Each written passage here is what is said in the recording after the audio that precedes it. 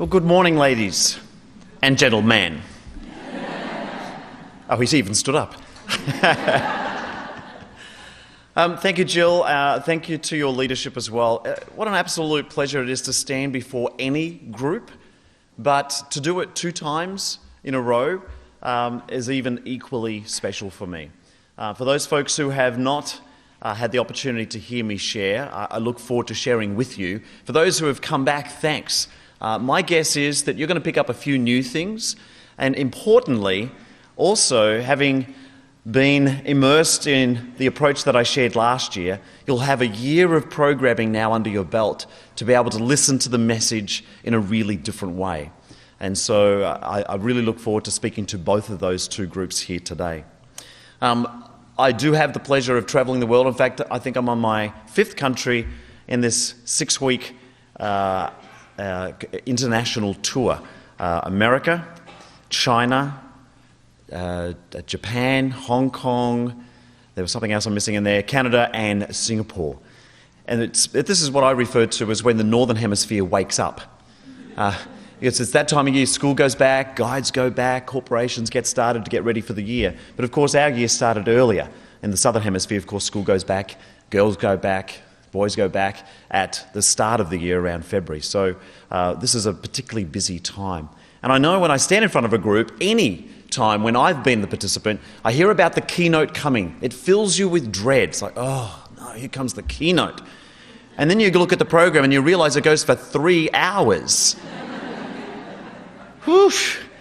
Well, I actually prefer, and for those who have already heard me share, to understand that it's much less a keynote and more of a play note, because I will be integrating elements of play throughout this morning. But I'm also planning to expand your understanding of what I mean by play as well. And that's coming up very, very shortly. But first of all, can I just say thank you? Thank you because you're my kind of people. You are the folks who are looking to make a difference. You are the folks who turn up, lean in, understand that you've got something to contribute to, in your case, the young women of Canada. I am a cub, a scout, a venturer in the scouting movement in Melbourne, Australia. And indeed, my whole family was. My brother became a Queen Scout. He's several years younger than I. And by the time that I went through, they actually found a really powerful person to take the Venturers and Rovers through that program. Unfortunately, it wasn't available for me. Otherwise, I would be standing here as a Queen Scout as well, but my brother proudly is one. And I really understand, while clearly I'm not a Girl Guide, but I'm a part of that movement to understand that there's some extraordinary life skills that you have to share. So part of my pleasure of standing up here is that I've been given permission to contribute towards that. So I wish to thank you. And I always start with that gratitude, because I start with thanks and you will note, also end with thanks. But when I talk about the young people, that you making a contribution to young people, and that's what I'm about too. I'm really passionate about making a big difference in the lives of students or scouts or guides or whomever they are, young people. I'm actually kind of telling them a little bit of a lie. When I refer to young people, who I'm really referring to is these people. Yes, that's true. I am referring to these young people, the Pathfinders and the Rangers. Although when the email came through, it was like, okay, Mark, this year you're going to be speaking to the leaders of Pathfinders, Rangers and T-Rex. And I thought, my little boy's going to love those girls because he's right into dinosaurs as well. Trex. I caught that on my way in this morning. So yeah, look, I'm focused on these folks today, and particularly for those who get to join me practically this afternoon and tomorrow morning. We're going to delve into that a great deal more. But the lie is that who I'm really focused on is this little boy. Now, last year, apart from it being a really successful event for me, I think it's because of him. His mummy and I, and Devon, my 4-year-old, managed to also come. And I think the fact that he was passed around 350 women over the course of the weekend really helped make for a wonderful weekend. But I'm really focused now. I've been in the field now for 27 years professionally, and I've done a lot of volunteer work, you're very familiar with that, for many years before that.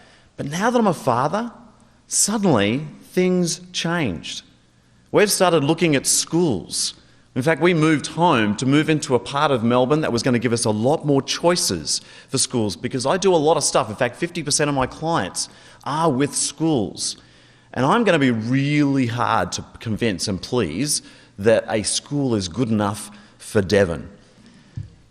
I have some great questions to ask. So when I stand here and I share what I have to share with any group, but particularly this group today, I'm also focused on my little boy, and that's little Devon there. Look at the way he's interlocked his fingers there. Who taught him that? It wasn't me. I'm not quite sure how that happens. Now, when I actually invited, because this is actually about 6 months old, I asked Jill, my wife, I said, "Oh, Jill, have you got a more current photo?" She's the photographer in the family. And she said, "Yeah, I can send you one." This is the one she sent. So, look, that's my boy, and that's certainly my gorgeous wife, Jilly, but they thought they would send me a face instead, so that it gives you a sense of the fun that we also have in this space. So it's not just something I stand at the podium and speak to and professionally stand in front of groups and instruct. I also take it to heart passionately in the work that I do with my family as well. So I missed them this time. Last time I had the incredible pleasure of having them with me with this particular presentation last year. Let's look at what I plan to cover. In particular, the things that I plan to share with you from the front as well as through the play. And in particular, practically this afternoon and tomorrow morning, is that I'm going to look at how do I engage young people? How do I engage young people? Maybe you're also a teacher, but I work a lot within schools, and the number one question or the issue that they are encountering is, "Mark, if I could just simply engage my students, the rest would be easy." And I know it's the same for Scout leaders, Girl Guide leaders, corporate trainers, camp leaders, anyone. Last weekend I was with 250 PE teachers. Same question. If I could just engage my students, the rest would be easy. So I plan to share with you a few of the things that I have found successful. This is not rocket science. Hey folks, this is not even the truth. I made this up. But I did manage to find 200 pages of it to be able to fill that book that you're holding in serious fun. But I plan to share with you how is it that I engage young people. To be fair, it's actually people, human beings, but our focus particularly this weekend is with young women. How do I break the ice? That's kind of a really quick question. Most of us understand the concept of why we break the ice, but there is a massive difference between playing an icebreaker and using an experience that breaks the ice. Let me just say that again, because you may be confused already. Didn't he just say the same thing? There is a massive difference between playing an icebreaker and using an experience that breaks the ice. Because in my experience, as I talk with people, as I'm part of programs in which I'm the participant, many icebreakers are ice makers.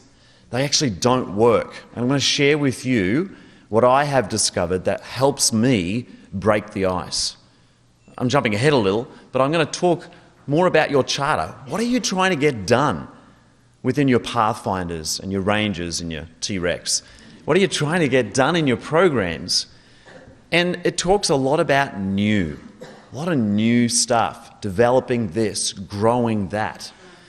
And part of that step towards inviting your girls into that space is, how do I bring them willingly?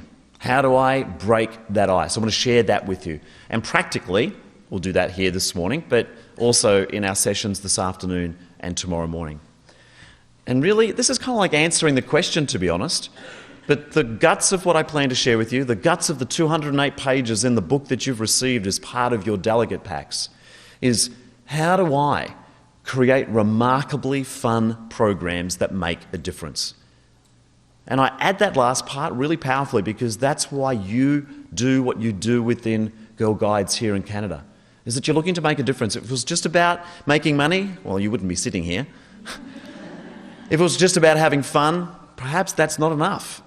But that you actually see that you can make a contribution, and so it's about making a difference. But importantly, there's another key word in that bullet point, and that is remarkable. The actual understanding of remarkable is a little bit different to what you probably use the word for. When we talk about, oh wow, that was remarkable, or that was incredible, or amazing. No. That's actually not the right way to use the word. Remarkable is the ability to remark. That is, you've come out of an experience and you can't wait to tell someone, to remark to somebody else what happened. No doubt, part of that remarkable occurred as a result of last year's presentation, which provided me with an opportunity to stand before you once more. So I'm going to talk about remarkable. Think of it. If only 10% of your girls were able to remark powerfully to their friends and invite them to come to your meetings, to your units, or indeed the remarks that they make help them improve the retention of the young women in your units and troops and so forth. So I'm going to be focusing on that, how to create remarkably fun programs that make a difference. I also know that what makes a difference is to engage you. I'm going to actually be walking my talk. And so here's the first step. Right now, you're probably sitting next to somebody who you know or otherwise, and that's fine. I'm not asking you to even move. But at this point, can you just turn to somebody to acknowledge that for this next moment, and maybe there's 3 of you, it won't matter. We need at least 2 to make this work. It's just acknowledge that this is that person you plan to interact with in just a few moments. So just lock eyes or just connect with them for a moment. Make sure that they know.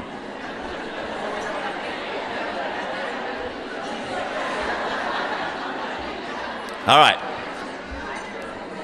It won't matter if you've got an odd number, because this will work with an odd number as well. But it's important that you're not an odd number and only one.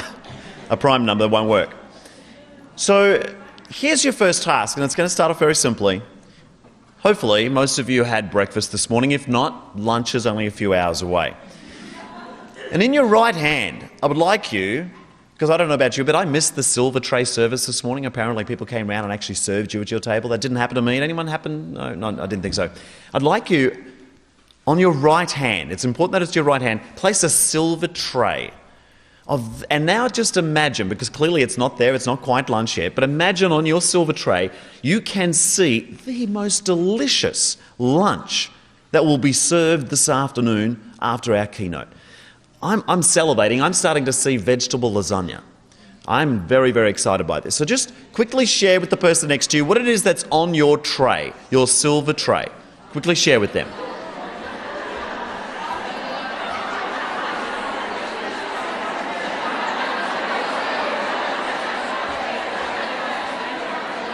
All right. Very good.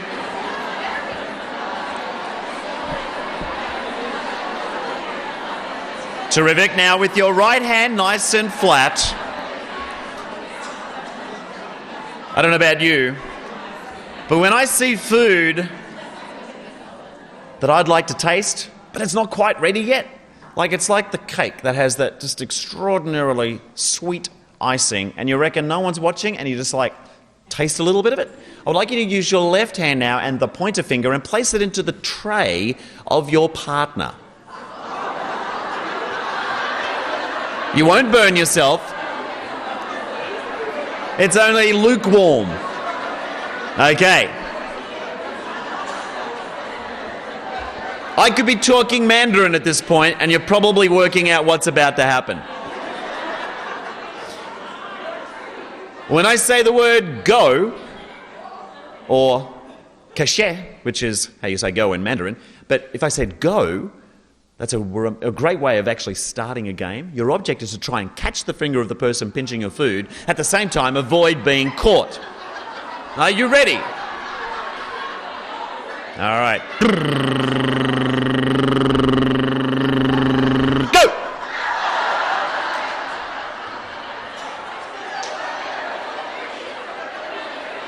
All right, try it again. Reset. Reset. Reset. Reset. Okay, good job. Now you know what's coming. Just to remind you, the finger is meant to touch the palm, not hover above it. And that you're holding a tray and not a bowl. It's going to be nice and flat. Yeah, I saw you. I saw you. Yeah, I saw you as well.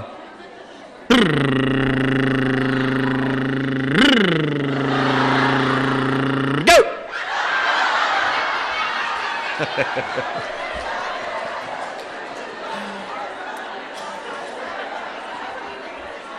All right, let's change it up.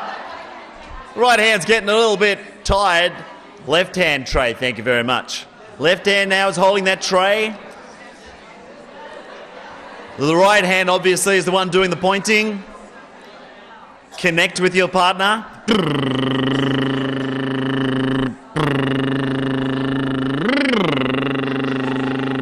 Go!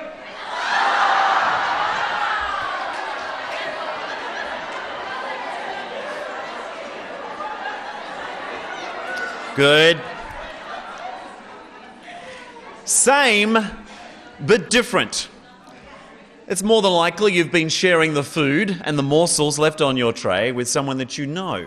Is it possible that there's someone behind you, perhaps in front of you, or to the side that you haven't perhaps met? Quickly now, take no more than 30 seconds to simply quickly introduce yourself and say hello.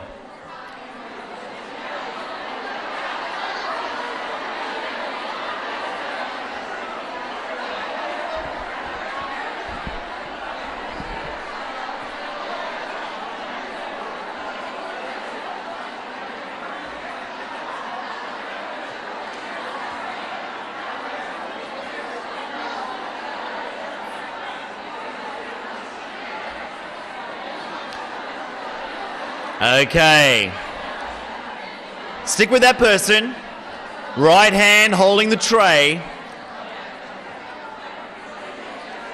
Right hand holding the tray. Left hand with the finger. Place it into the tray of your newfound friend or friends.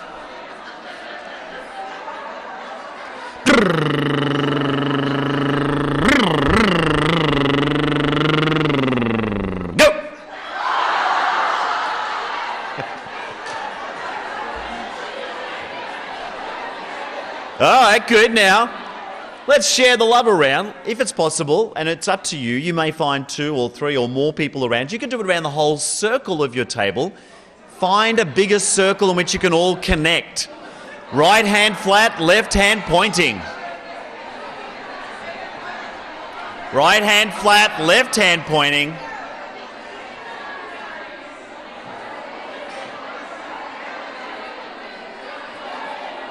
There you go. There's some creative people out there. All right, you ready to go? Ooh, you almost started then, didn't you? Go! Stay there. Stick there. You got to the end of the meal, and what you want to do is get rid of all the crumbs. Turn your tray upside down. And now with your finger, scrape off the bottom of the tray and place your finger up. So it should look a bit like this now. That's it.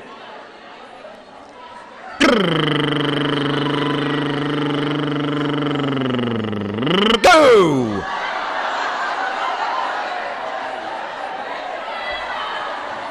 All right, take a seat, folks. Well done.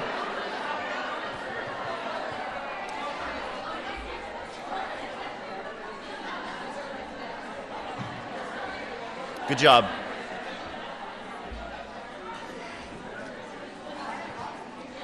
Now for this next exercise, I have a feel I have a room full of these people, but let me just check anyway. I have a simple exercise I want to share with you, and this is a relatively new experience for me, and I continue to find really innovative ways of using it. But right now, I need to know, and it'll be the first hand I happen to see, who could volunteer to step forward and help me show you what this looks like? Oh, I saw the one right at the back. Fantastic. A little golf clap to this person here. Thank you very much. We'll all just take a few minutes while we wait for this person at the back to come to the front. What's your name? Duanna. Joanna. Duanna is your twin, right? Yeah.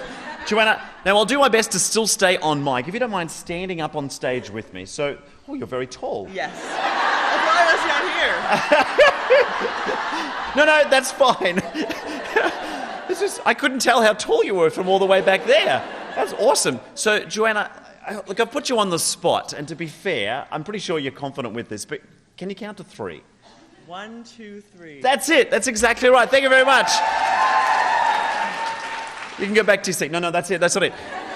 So, look, it sounds so silly I should ask this question because in a moment, I also know how to count to 3. It's going to be clear that neither of us know how to do this. Because here's what's about to happen. Is that we're going to face each other, Joanna. So, so it's Joanna. Joanna, great. So we're facing each other. Hopefully you can still hear me on the mic. And we are, in big voices, are going to count 1, 2, 3. Okay. But we each say one number at a time. So I might, for example, start and say 1, and then you will say 2, and then I will say 3. And the key to this is to be able to do this backwards and forwards as quickly and as accurately as possible.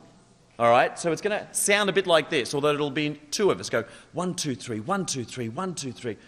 But of course, naturally, we change. So, got the basic idea? Yep. Would you like to start on me? I'll start. Okay. 1, 2, 3. 1, 1, 2. Right. You got the idea. Count. We'll try again. Right. All right. Would you like to start on me? I'll start. Okay. 1, 2, 3, 2. Oh, man. All right. With a new partner, right? Someone next to you. Joanna, thank you very much. Joanna, a little hand here. Thank you. Take a moment now and just practice that highly refined skill of counting to 3. Remember, it's as quickly and as accurately as possible in 10 seconds. Go.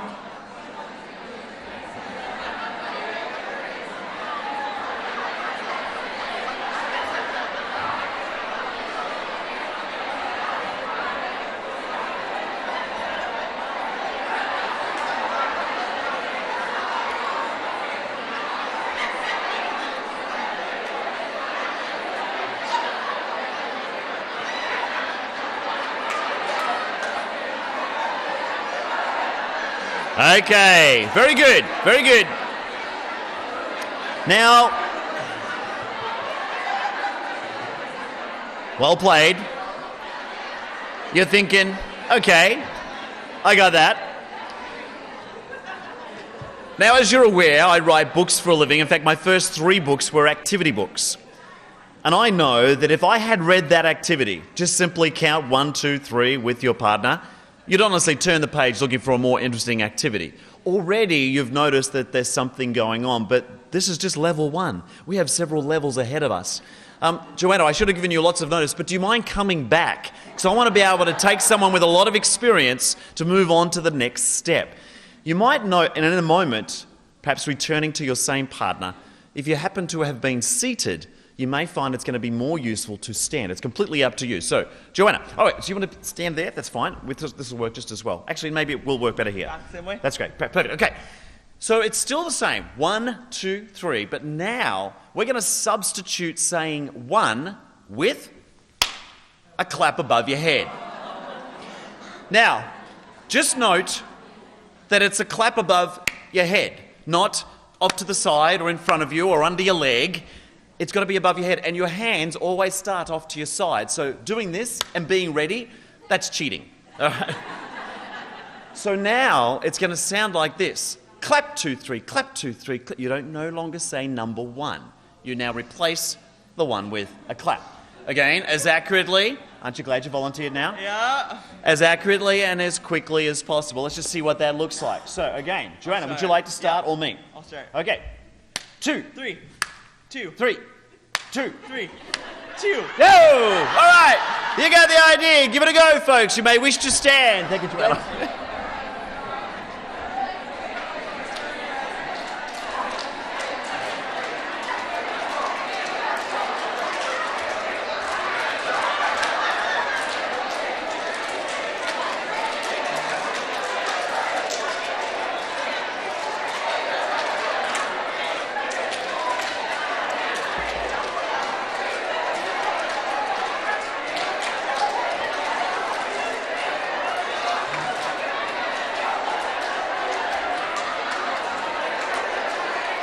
Okay. Thank you. Well done. Well done. Level 1. Joanna, you may as well... Thank you, Joanna. Note to self, pick someone who's closer to the podium. Although, get a lot of exercise, Joanna. Thank you. You may wish to stay up here. All right, that's level 1. No prizes for guessing what's about to happen. Joanna, we're now going to replace number 2 with something, and we replace the 2 with a little jump. Or if you happen to be seated, just simply do something to raise your shoulders. All right, so you're actually jumping up or raising your shoulders to indicate number 2. So now it looks and sounds like clap, jump 3, clap, jump 3, clap, jump 3. As accurately and as quickly as possible. You got the idea? Yep. Would you like to start on me? You can start this time. All right, here we go. 3. 3. 3. No. Give it a go! And you can stay here, All right, absolutely. I'll do that. Are you ready? We'll give it a go. Okay. You want to start? 3.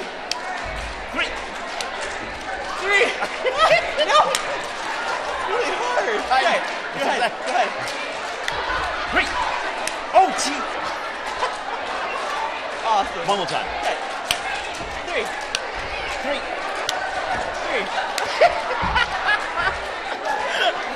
Okay, very good. Hopefully your other partner found another partner. Yeah. All right, good. Next level. Now, I mentioned that this is relatively new.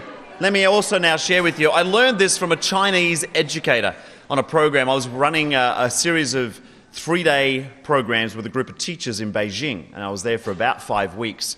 3 days, 3 days, 3 days. And on the very first day, this exercise had been shared with me. So I've already been very easy on you because I learned it as yi a san, yi a san, yi a san, which is 1, 2, 3 in Mandarin. 1, 2, 3 is already messing me up in English, let alone Mandarin. All right, Joanna. Yes. We've replaced 1 with a clap. We've replaced 2 with a jump. We now replace number 3 with meow, a cat's meow. So it's now going to sound and look like clap, jump, meow, clap, jump, meow. So no 1, 2, 3s anymore. So let's just see what that looks like. Would you like to start? Sure. Just be where you are on the edge there. No, I know. Okay, Yeah, so I'll start. you want to start? Meow. Meow. Meow. Meow. All right, folks, give it a go. See what you can do. All right. Okay. You come in Yeah, just to be sure. Okay. Meow. Meow. Meow. Ooh, good. Meow. Meow. Meow. Meow. Nicely played. To me, that's easier. You've done very well. And Is that it? That is it. Okay. Thank you so much. Well done, Joanna.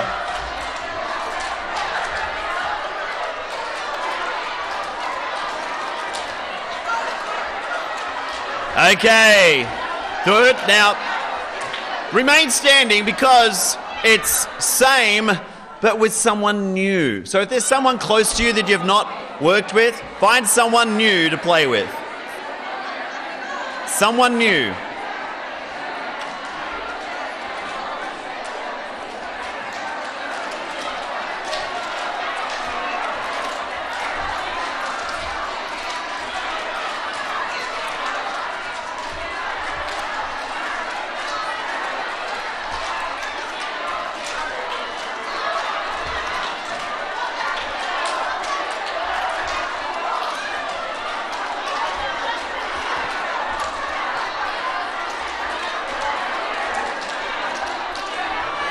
Okay, well done.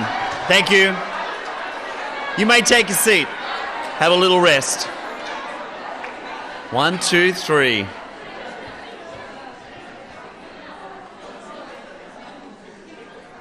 In the world of fail-proof programming, that one has never failed.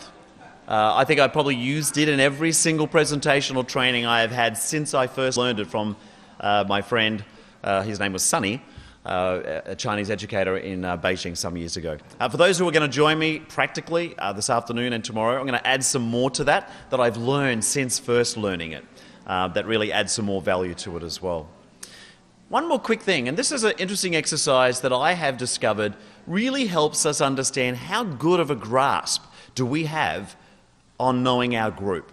Even some of the questions I may ask now, you go, oh, okay, I have to really think about that. I'm not sure I even know myself, or perhaps even those closest to you may know the answer. But I'm going to start very simply. So again, just quickly engage by looking at one other person.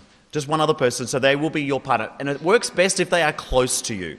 So just quickly work out who that person's going to be. Work out who's that going to be. Okay. Now, there are two tasks in this exercise. Again, this comes under the heading of get to know you. I'm going to ask you to make a choice. And I know it always depends. It always depends. But I'm going to ask you on face value, when I give you these two options, often opposing options, you need to choose one of them. You must choose. And importantly, you cannot sit on the fence. So you would choose the one that perhaps you like the most or dislike the least, whichever that would be. We'll start easy though. Have a quick conversation, no more than 30 seconds with your partner, to describe to them which one of these two options would you choose. White chocolate or dark chocolate?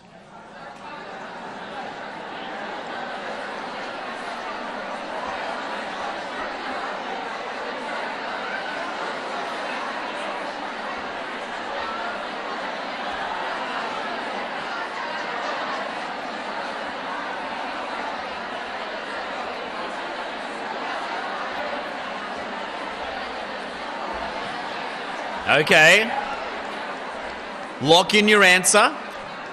Now, there's one reason that you're doing it with a partner is to make you accountable, because here comes step number 2.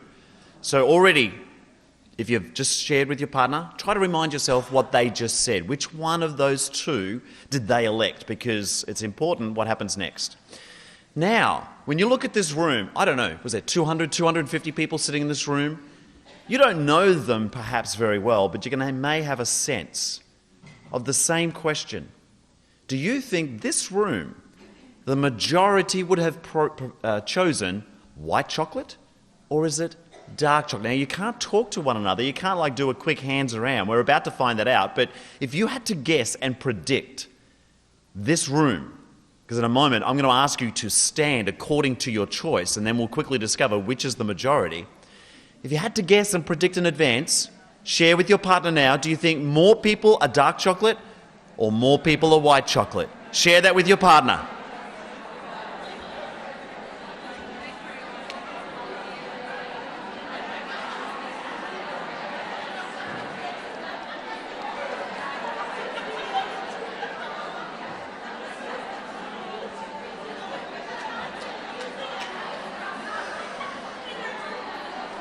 Okay. Lock in your answer. This is where it becomes competitive. If you get this right individually, regardless of what your personal preference is, but if you have predicted the correct result of what we're about to learn, you earn a point. Naturally, whoever earns the most number of points wins a prize. I don't know what that prize is yet, but... So, I'm going to ask for you to stand so it'll be quite clear which preference it is. But so you're standing based on your personal preference. If the majority is clearly one or the other, you'll know whether in fact you've got this right. So if you chose, personally, dark chocolate over white chocolate, please stand.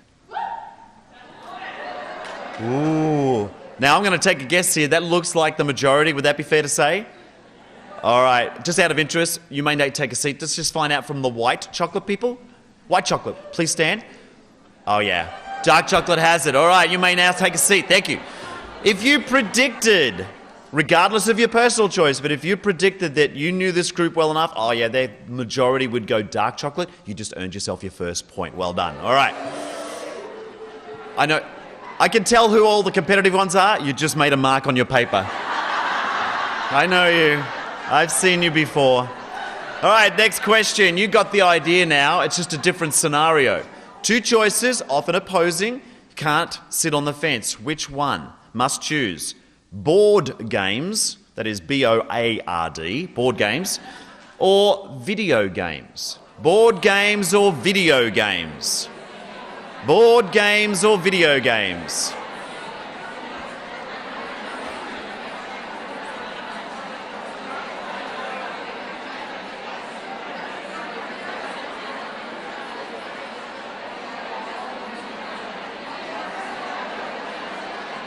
Okay. Lock it in. Write it down if you need to. Well done. You know what's coming next? I'm going to ask you now to consider the whole room. Do you reckon they're a board game kind of group? or a video game kind of group? Predict that result.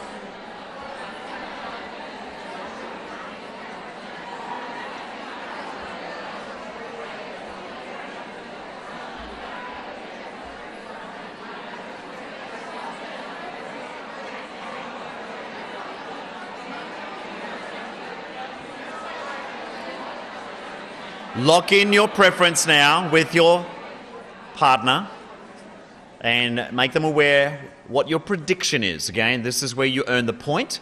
It could be different to your own personal preference. You're making a prediction based on the group. All right, you had two choices, board games or video games. If you personally preferred board games over video games, please stand. Ooh. All right, I think that's a fairly clear majority. Take a seat. Let's just find out, though. The video game people?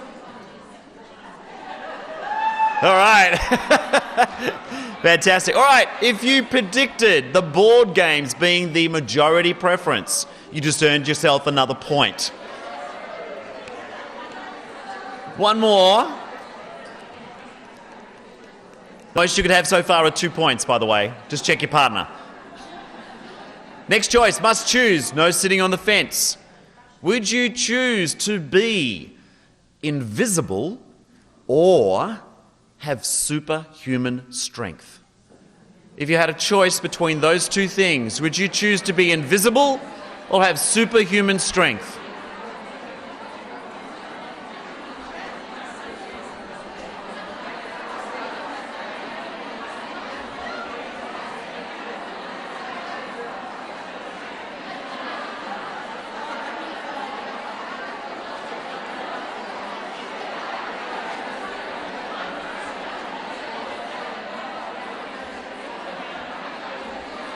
Thank you. It probably goes without saying, you're probably sharing why with your partner for each of your choices. So you've just chosen invisible or superhuman strength. Record that as your personal preference. Now make a prediction. Do you reckon this room's about to disappear? Or raise the roof because of your superhuman strength? Predict the result for the group. Which way would they go?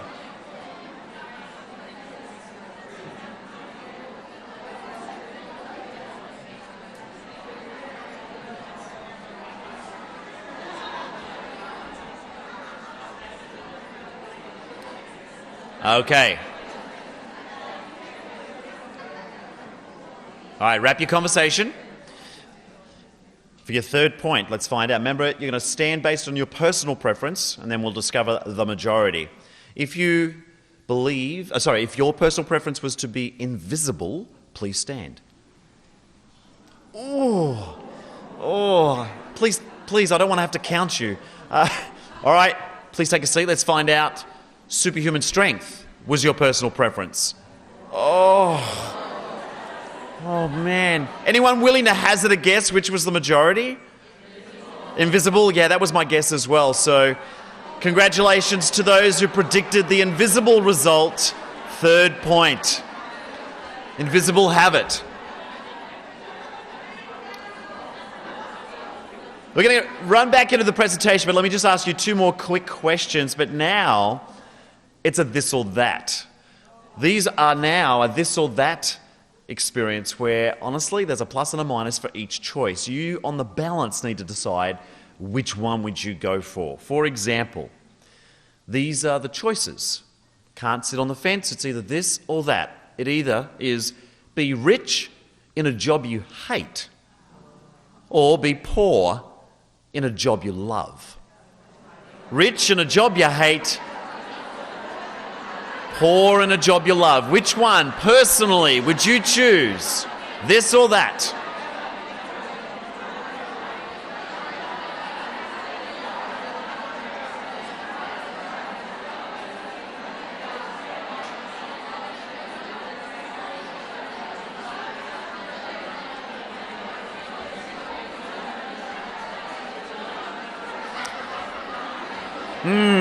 Okay. I wonder if you can predict the result. Same thing. Opportunity for your fourth point. If you had to predict it for this room, do you believe this is a room of people who would pick poor but love their job over rich and hating it? Make a prediction. Share that with your partner.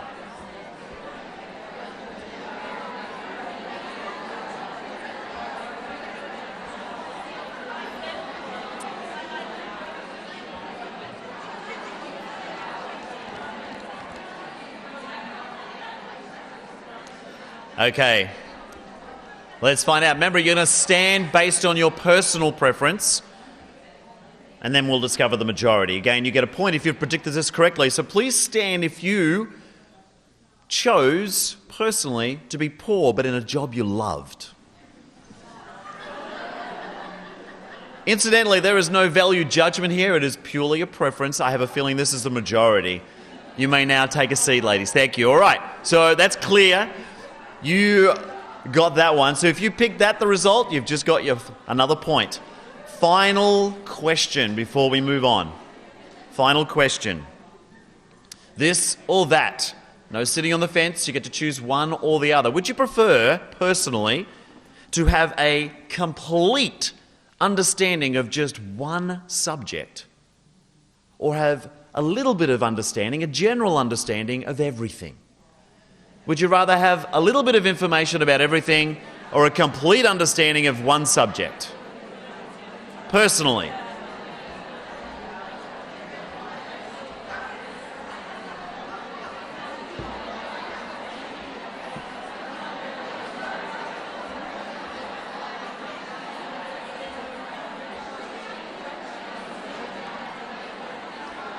And if you haven't already, make a prediction based on your room.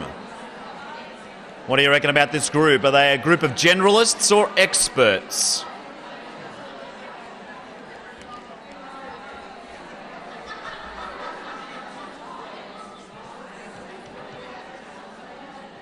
Okay, for your fifth and final point, out of interest, who's sitting on 4 points right now? Ooh. Okay, cool. We'll see what happens. Remember, you're about to stand based on your personal preference, then we'll discover the majority. If you preferred to have a general understanding of everything, please stand. Oh, I think there's the majority again. All right, you may take a seat. The majority has it there. If you picked the generalists for this room, you just earned yourself another point. Congratulations. Well done. Out of interest, those folks who got 5 points, all right, little golf clap for those folks. Well done. Good job. This doesn't mean anything. It can become sometimes completely random, but out of interest, anyone got 0 points? Got it wrong every single time? That's great. I was going to say, you're probably at the wrong conference. You don't know this group. Somehow you've snuck in. Fantastic. Hey, let's move on. The sense of what we've just been doing is to provide an understanding of who we are. And certainly when I get to speak in front of a group of people, I want to know a little bit about them as well. So I've done some searching, I've done some detective work, and I wanted to understand, what is your charter? Who are you as a group? There are many things that bind us, that find in common across all the groups that I work with, but there are always things that are quite unique. And so my understanding with the groups that I worked with last year, who were the younger groups, or the leaders of the younger women, this time I'm working with more like the teenagers. And so there were some differences, but also some things that were in common. So let me have a look at, and I just pulled a few things out from my research of understanding what you, as leaders of these young women, are trying to get done. Allow girls to take the lead. So it's related to leadership. And in fact, a big part of my afternoon and morning sessions, practically, will be to invite us to understand, how do we actually develop those skills? But that's a specific outcome you have for your young girls. To start to develop their independence while also valuing teamwork. That's about relationships. It's not just about me anymore. Me. It's actually that I'm not the only person in the world, that there's some value to acknowledge others. That's another part of what you're trying to get done. You're encouraging them to explore new interests. And again, not necessarily finally, but one of the pieces that I picked up was, it was all about leadership and community development, giving back. That's what you're here My guess is you were all probably girl guides at some point, and that you've chosen to step up and actually lean in and now give back to the community. So all of this says to me things like challenge, growth, new. And that's important for me to understand. And given that context, that if I had to predict, yep, I probably could have guessed that, but I know it now because it's written down. Perhaps for you, this is even useful for you to see. Maybe you haven't looked at your charter or even your mission or your values for a little while. But that is what I understand in a very, very small way captures what you're trying to get done. For the continuing part of my presentation, I plan to focus on what are we doing to help you do this for the young women that you're working with. And I've got 3 slides that I'm going to use between now and when we take a break that capture the foundations or the bedrock of the approach that I use from a programming point of view that would help you do this. I'm not a Girl Guide leader, but I work with young people. I am responsible for the well-being, the growth and development of the groups that I do work with. Not unusual to what you're doing here. And so with this in mind, I now plan to share with you 3 key pieces. Now, I do share a little bit of this in the book, but some of this content is also new, so feel free to take notes or otherwise, or simply just sit and be present in the conversation as I share, because there's no doubt, as I continue to share with you, you are going to bring to mind experiences practically that have occurred for you that match what I'm about to share with you. So this is the foundation. I'm starting from this point. I'm going to now share with you 3 pieces that are critical in the understanding of how you can make a difference. The first one, and I'll just give you a moment to read this. This actually comes directly out of my book, Serious Fun.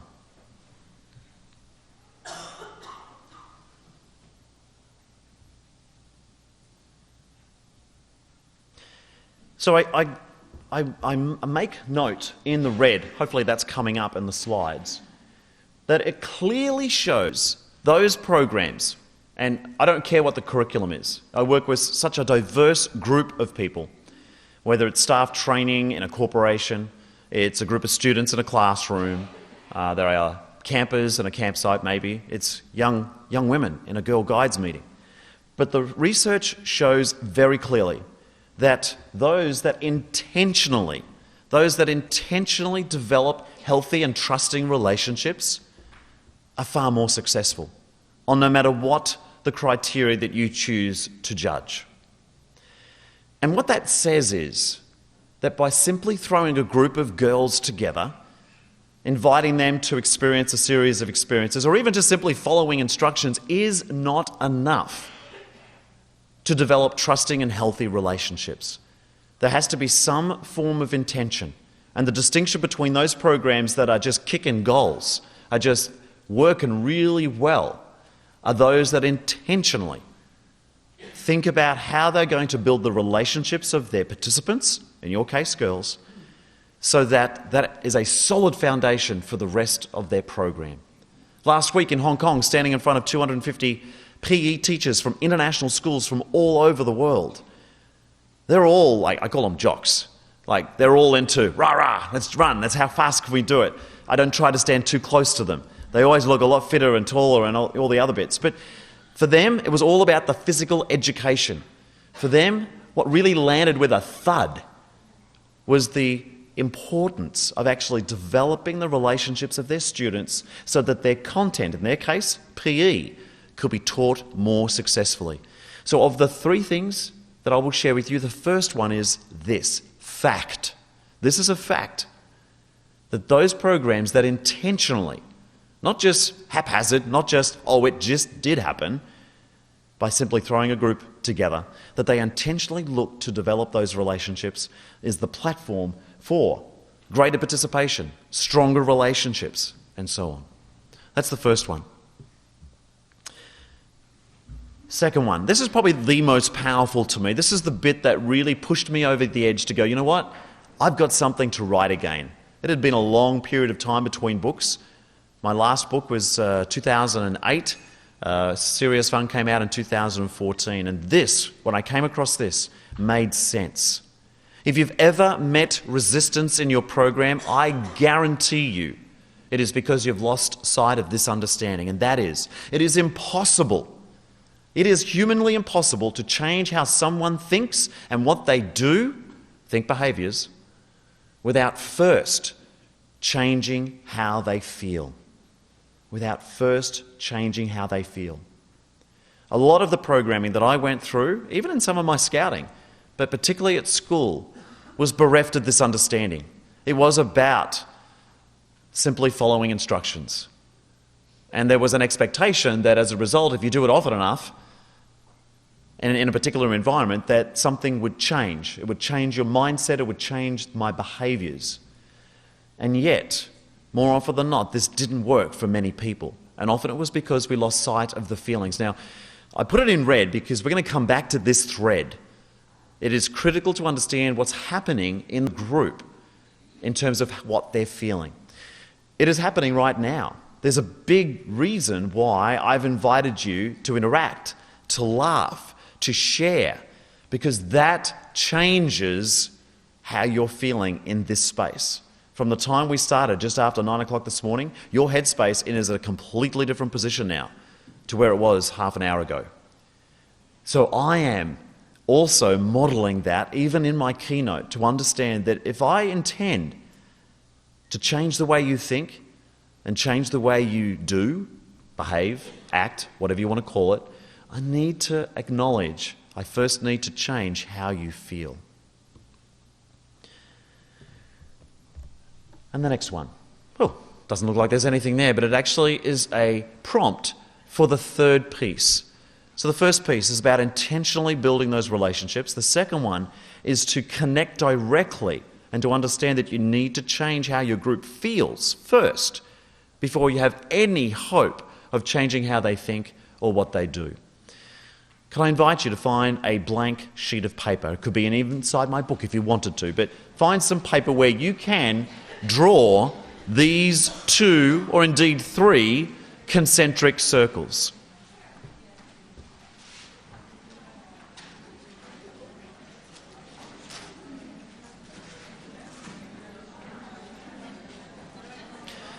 You don't need to necessarily have a lot of room. You could take up the whole sheet if you wanted to, or just the corner of one, it won't matter. But if you can draw these 3 circles, there's effectively 3. There's the white, the grey and the dark grey. But really just 2 circles will work you well.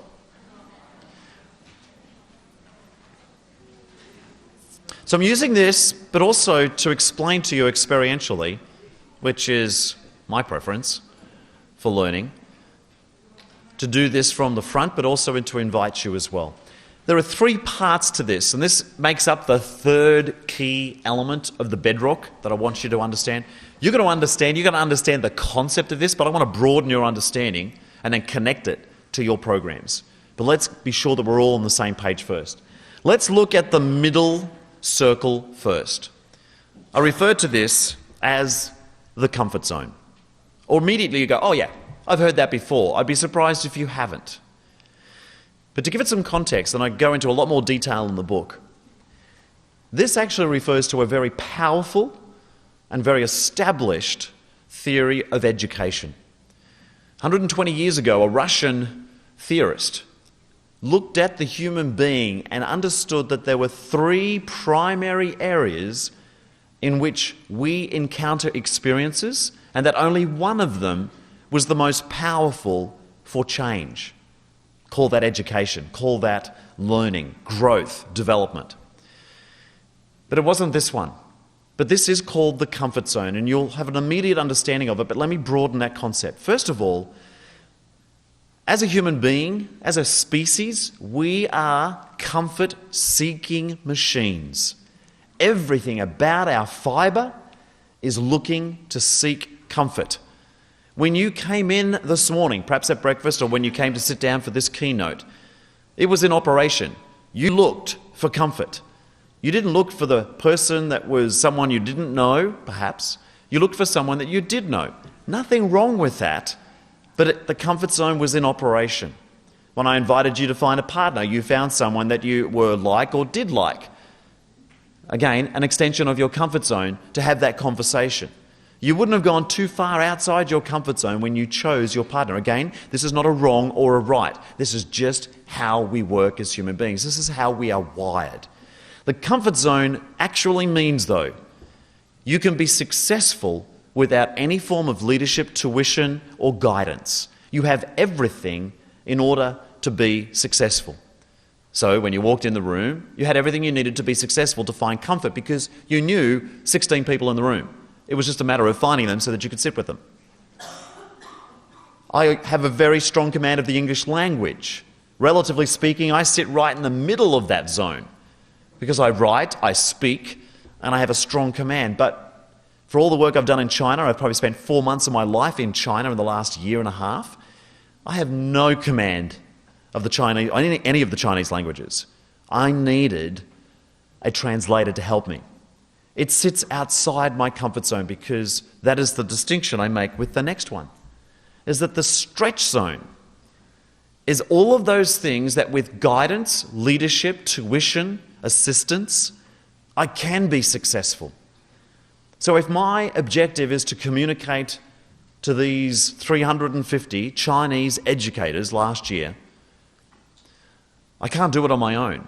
That is not within my comfort zone. In fact, it's well outside my comfort zone. But with a translator, that is within my stretch zone. Why is it a stretch? Because I don't ordinarily have to talk in bite-sized pieces and then wait for someone to translate me. And then once it's been translated, I continue my conversation and then wait again. That is outside my comfort zone because that's not normally how I need to speak. So stretch zone is identified as the zone of proximal development. That's about as heavy as the theory gets this morning. The zone of proximal development is the actual theory given to this. To understand that as human beings, this is the space in which we as humans grow. Now, if you haven't already overlaid this is the space that your girls grow. If everything about your programming is to make sure that your girls are always comfortable and safe, nothing wrong with that, but I guarantee you they will not grow. They will not develop. Any sense of developing their skills is not going to occur. They might have a fun time, but they're not going to grow as a human being. They're not going to grow as a girl guider. So the stretch zone, you can be successful through leadership, tuition, assistance, whatever you want, guidance, however you choose to describe it. That is regarded as the stretch zone. So when one speaks of stepping outside one's comfort zone, it speaks to going into the stretch zone. There's actually a far more complex name for this in theory. I've just given it something that you can help understand. It stretches you. Here's the concept though. The more often you step outside your comfort zone, taking on a new skill, let's say it's teaching knots or belay skills, or there's something that's related to budgeting or something that's new for your girls. Maybe it's about getting confident to speak to people they don't know very well. That's sitting out someone's comfort zone. The more often you do that, the more comfortable you get, guess what? Your comfort zone gets bigger. That is the premise of the educational system. When you were in grade 1 at school, your comfort zone was so big. The idea was that by the time you got to grade 2, it was bigger. That is, you were more successful at a certain set of skills, but still not very successful at grade 3. And so through guidance, tuition, instruction, you kept stepping a little bit, taking your toe outside the comfort zone a little bit. Kept doing that enough, your comfort zone keeps getting bigger. Everything about this model is relative. Notice when I talked about my command of English, it stands right in the centre. I have a strong command of the English language. It's the same with the stretch zone. 1 millimetre outside this nominal comfort zone is still a stretch. You take on a risk. There's a challenge. There's something at stake, emotionally, physically, or mentally, perhaps even spiritually. And of course, there's right outside the outer edges, the bigger part of the circle, wherever you put your second line. That's the second part. And at some point, you cross that line and you move into the panic zone. Again, not the theoretical term used for it, but we all understand it. You get to a point where no amount of instruction, guidance, tuition, support is going to help you grow or learn in that position. In fact, the only thing you might learn from that experience is never to do that again. And that's okay, particularly for those really frightening experiences where maybe your life was at risk. But more often than not, we're not actually, these days, often put in those situations. It's more the mental or the emotional risk that we face that we often step back from. So this acknowledges that there is a point where you stretch too far. Have you personally ever been in a situation where you've been asked for too much too soon? You're probably outside your stretch zone. The same for your girls. Have you identified times when you've asked too much too soon? They're possibly sitting in their panic zone. And here's what happens. Remember, we as human beings are comfort-seeking machines. Every moment, every living fibre of our being is wanting to seek comfort. And so when we find ourselves in the panic zone, we ordinarily have one of several responses, but at least two of them is to fight or flight. That is to flee, to move, remove yourself from the situation. Classic example. I'm sure you've all taken public transport at some point. You've jumped on a train, you've jumped on a bus, and when you got on, you were the only one on the bus. You sat down, comfortably going about your day, the next station or the next stop, someone gets on. They had 55 seats to choose from on the bus, but they sat right next to you. What? Now, you were very comfortable. And even as they got on the bus, you kind of checked them out, made a judgment call, went back to your newspaper. Then they sat next to you. Now, for some of you, perhaps that sits within your comfort zone, but for most of us, that at least is in your stretch zone. For many of us, it sits in our panic zone. And then you seek a response. You either shuffle away to another seat, you move to another part of the train, you get off at the next stop, or you ask this person, what is going on? Do I know you? You sit within your panic zone. You are always seeking comfort. Think about a party. You turn up, you're the only person in the room you know. Not sure what to do. I'm in my stretch zone or your panic zone. Then suddenly, someone you know turns up. What do? Make a beeline for them. Again, nothing wrong with this, but this is what's happening every moment of your meetings, your camps with your young girls. They're not aware of it, but this is what's going on for all of us. And so this model or this educational theory helps us understand not only the interplay between moving between and in and out of comfort, but it also identifies this critical understanding, and it's the third piece, that as human beings, we only grow and develop and learn in this one space, in the zone of proximal development. There is no growth in the comfort zone. There is no growth in the panic zone because you don't want to stay there. You're not there for very long. And if you are, you're misunderstanding it. It's probably part of your stretch zone. If you're seeking lots and lots of experiences that put you into panic, it's probably not panic. Panic is where you want to leave. You need to respond immediately to that situation. So everything about your program, remembering? I looked up. I checked out what your guys are trying to get done. It talked about leadership skills, new experiences, challenges. All of those sit in the stretch zone. Because my guess is, just by virtue of turning up, it doesn't sit in their comfort zone. They don't have that stuff. You are charged with a responsibility to help your young women get that stuff. We need to appreciate that they're sitting in one of these three areas all the time and not always present either in the same spot. Here's an example. Using what you have now written on your paper, let me give you a few scenarios because we're now going to learn a little bit more about this before we move on. There's no right or wrong answers to any of these scenarios, and feel free just to focus on your own sheet. However, I know I would be interested to know what my friends are putting. So feel free, you're welcome to share. But here's your first one, and it's very simple. Using just your pen to mark an X or a whatever you want, you can do whatever you choose, but mark on your zone of proximal development with a pen your comfort level with driving a car. Just put it anywhere and make it relative. Could you do it in your sleep? You'd be in the center of your comfort zone. If you don't know how to drive a car, it's clearly not in your comfort zone.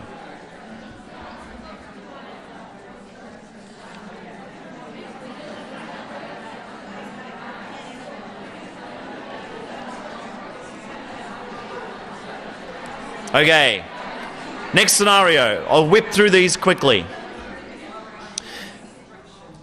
So you're driving a car, that was your first one. Driving a car in peak hour traffic. I did this yesterday in Toronto. I know what that's like. Where's your comfort zone? Comfort, stretch, or panic? Again, make a mark. Next one. Building it up. Driving a car with the manual or stick drive, not automatic. Comfort, stretch, or panic?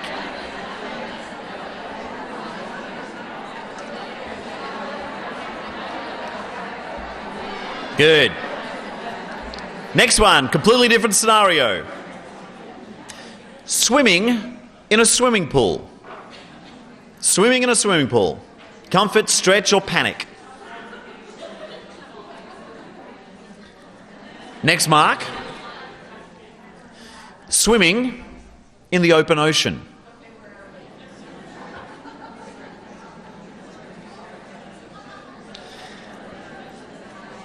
Next one. You should have several marks already on your paper. Swimming in the ocean, and you notice 10 metres away from you a dorsal fin gliding by.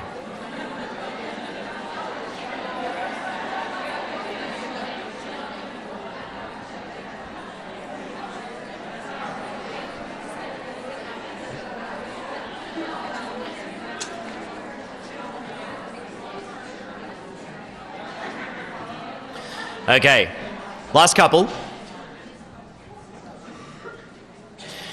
You're at home, you're in the shower, and you're singing and no one can hear you. Singing in the shower, comfort, stretch, or panic? Singing to your heart's content in the shower. I personally find it has the best acoustics in my home. That's where I choose to sing.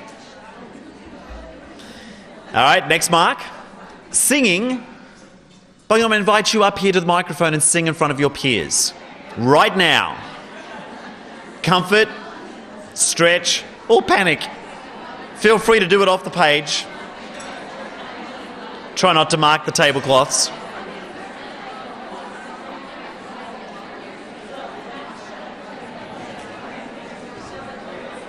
Last one. Last one. You're walking downtown Toronto or maybe your own hometown. You don't know anybody around you, but there's people about. You turn a corner and you see someone collapsed on the ground, unconscious and apparently not breathing. You have first aid qualifications, perhaps, perhaps not. You are the first responder. Stretch, comfort, or panic? Relatively speaking, where would you be to respond to that situation?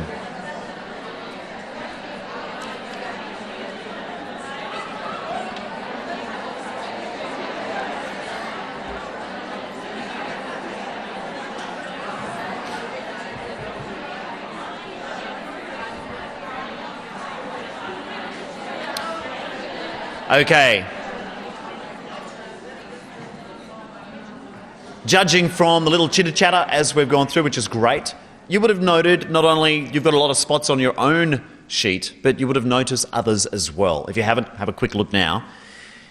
First of all, and just with a nod, let me know, as you look at your own sheet, perhaps those of others, are all the points scattered? Got it. Great. It is highly unusual to find someone over a variety of scenarios to have the dot in the same spot. So first of all, acknowledging you have different levels of comfort for different activities. Guess what? So do you girls. That shouldn't come as any surprise to you. But here's the other part too, is that then we also appreciate that for individual experiences, sometimes people are in their comfort zone, sometimes they're stretch, sometimes in their panic. And so acknowledging that people are across the board, everywhere, all the way from stretch through to panic, is a greater understanding. We can do that here. We're not going to do that from a survey point of view, but my guess is we would be all over the shop. For each of those scenarios, the dots would be covered all over the place. So A, you're not always in the same spot. B, you're different. You're different to everybody else. And that really then impacts on your understanding of how do you manage this group. If the fact that we're all different, we need to accommodate those needs as we program. Some of your girls have great leadership skills right now. ready to step up. Others, not so much. They're still needing opportunities to grow into that space. They are sitting perhaps in their stretch zone or their panic zone. And you're wanting to find opportunities to draw them closer and closer so that it becomes part of their comfort zone. So, to recover, there are 3 things, and we're about to take a break in just a few moments. There are 3 things that I wanted to clearly share with you that forms the bedrock of what I will share with you after the break. And that is, first of all, the most successful programs are those which intentionally build trusting and healthy relationships. I know when I speak with schools and teachers, they really struggle with this. They go, but I'm a maths teacher. 5 minutes past the hour, I need to be teaching math or English or science or whatever it is their subject is. And yet I tell them their mission really is doing that first. Hey, build the relationships of your class first, then teach your subject. Build the relationships of your girls first, then move to the content. Because the research shows, and I know it from 27 years experience working with tens of thousands of people all over the world, when I invest the time to invest intentionally on those skills, it helps provide more powerful and more rewarding outcomes at the end of my program. So that's number 1. Number 2, it is impossible to change the mindset of your girls, to change how they behave without first changing how they feel. They turn up, maybe their first meeting, I guarantee you they're not in their comfort zone. They're going to be somewhere at least within their stretch zone. You need to acknowledge that, and you need to work with that to bring them as close to their comfort zone as possible before you have an opportunity to actually change how they're thinking and change their behaviours. And then finally, your girls are comfort-seeking machines. Just like you and me, every one of us are always looking for comfort-seeking machines, comfort-seeking opportunities. When we come back from the break, I'm going to share with you the tool, very simply, that helps me cut through these 3 elements to help me provide those really powerful and really rewarding outcomes. And of course, I've got a lot more content to work with as well. So let me just check, because I presume that morning tea is going to be ready. It is ready to go. Fantastic. Can I also check how long do we have so I can let people know? 15 minutes. So it's roughly 20 minutes past 10 at the moment. We're going to take 15 minutes, folks. Continue your little chitty chats. Can I also invite you, in that earlier graph, find someone you haven't met yet and introduce yourself. That would be stepping outside your comfort zone, but if you choose. I'll see you back in 15 minutes.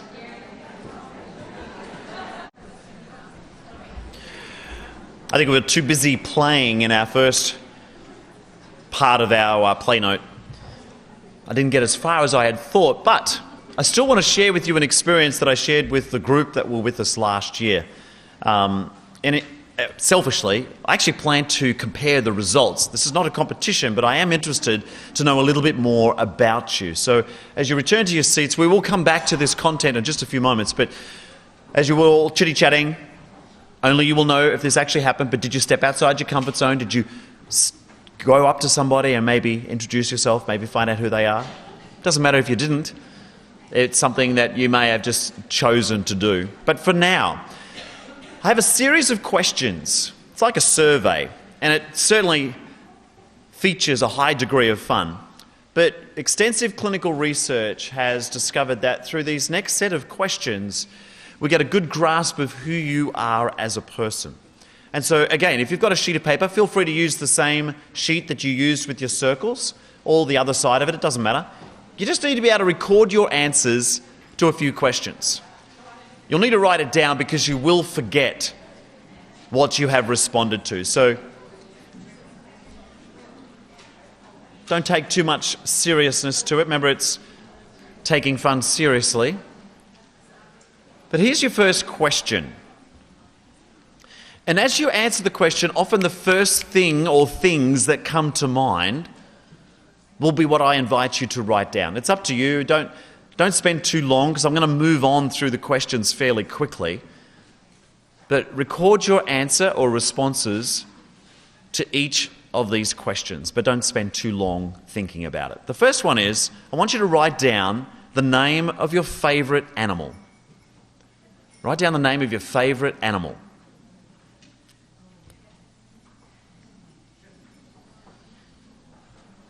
Incidentally, you can't get this wrong. It's not a test. I just asked you to write down the name of your favourite animal. There's nothing secret about this. You're welcome to look on and see what else someone wrote, but don't be influenced by what they wrote. I'm asking you to write down what you have decided or chosen to be your favourite animal. All right, that's your first question. Here's your second one. I want you to write down your second favourite animal. You wrote down your favourite. What's the next one on the list? Particularly if you went, oh, it could be this one or it could be that one. All right, then write the other one down. That's now your second favourite animal.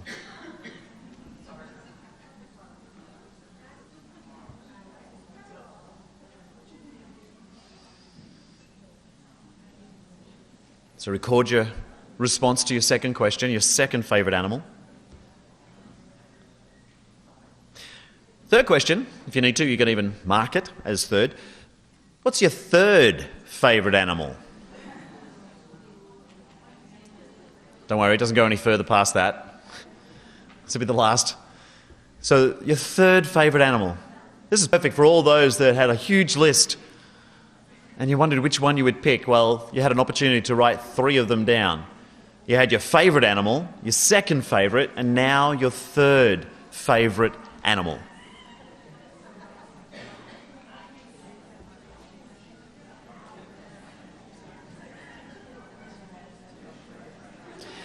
Here's your fourth question. Check it on your list. Make sure you've already got 3 answers recorded. Your fourth question is this. What do you think of when you think of the sea? When you think of the sea, S-E-A, not the letter. What do you think when you think of the sea? Write those words down. The sea, the ocean, big bodies of water.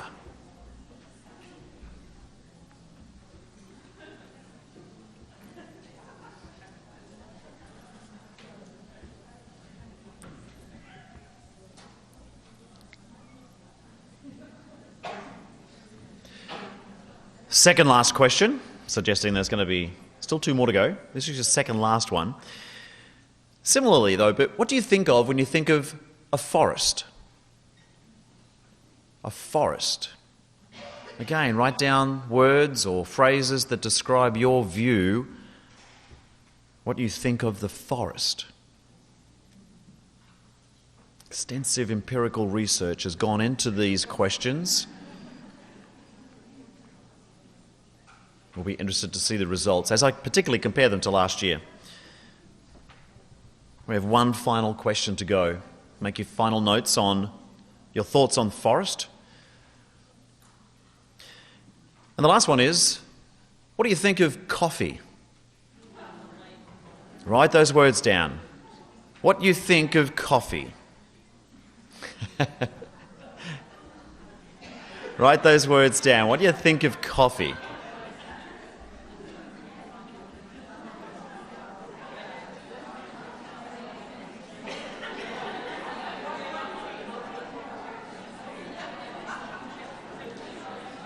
Okay, check, you got 6 answers. Welcome to all those folks who just turned up. You have come in the middle of a survey that helps us understand more about you as a group. Let's go back through now because I'm going to help you make sense of your answers.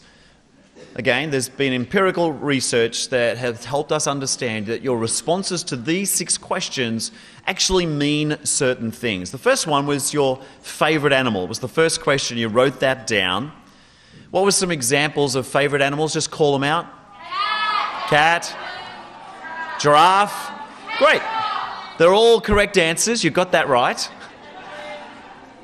This is what that question means. It's the way you like to be seen. The way you like to be seen.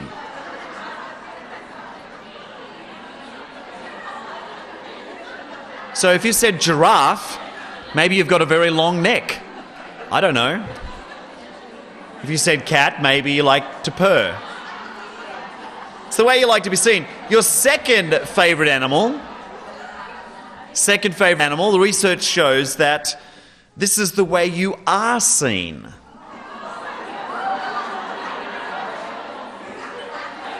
Feel free to share that with your neighbours.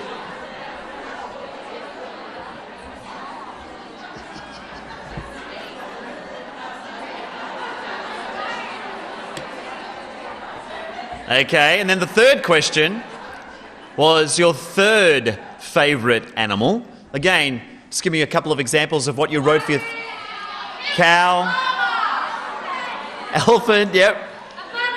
The research shows that whatever you wrote for your third favourite animal is the real you. The real you.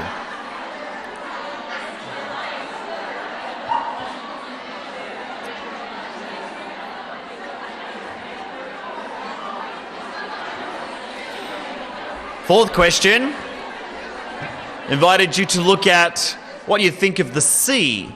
Research indicates that the words you used in response to that question is actually reflecting your view of life. Your view of life.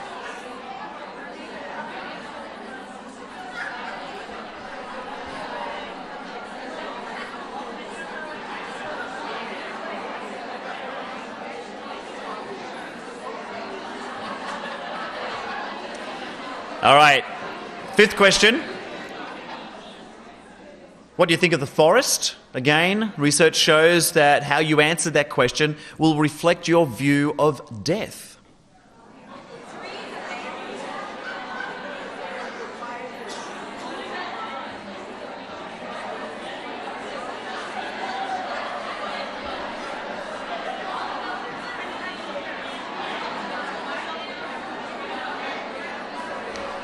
And finally,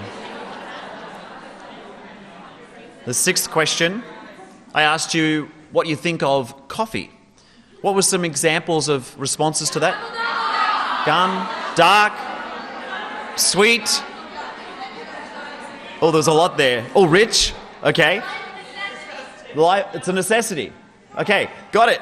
The research shows that what you responded to in terms of what you think of coffee reflects your view of sex.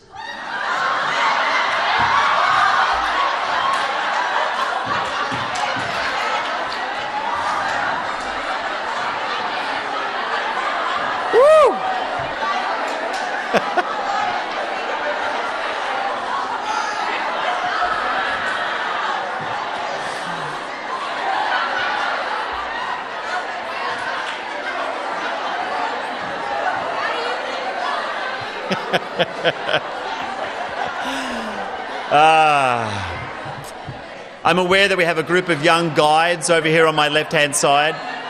They're too young to drink coffee. All right. I think we've woken you up again.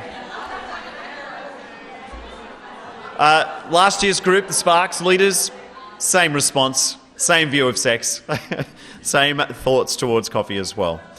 All right, welcome back, folks. So far, I already know I had a number of people come up and respond and connecting to the message already of this morning, and that's fantastic. I didn't even get all the way through before what I thought would have been our break, but I plan to continue to build on that and share with you those steps that help me create those remarkably fun programs. And it's really pleasing to hear already you making connections to what we're sharing. So quick recap.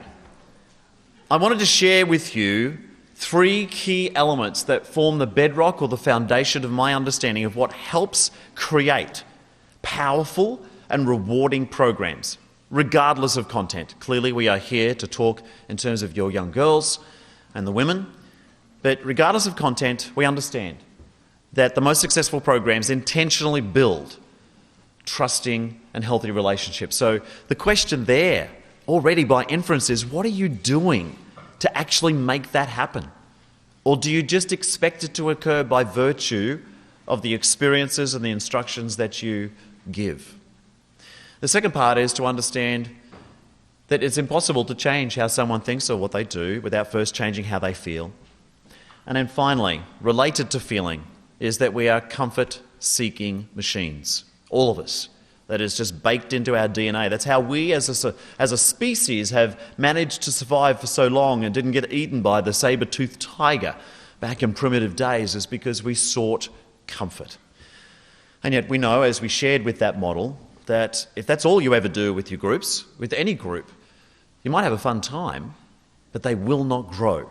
As a human species, we will not develop and grow and learn if that's the only space that we keep is in comfort. So that raises a really interesting question. So how do you encourage your girls to step outside their comfort zone? To grow, to develop their leadership skills, to take on challenges when their natural inclination is to seek comfort.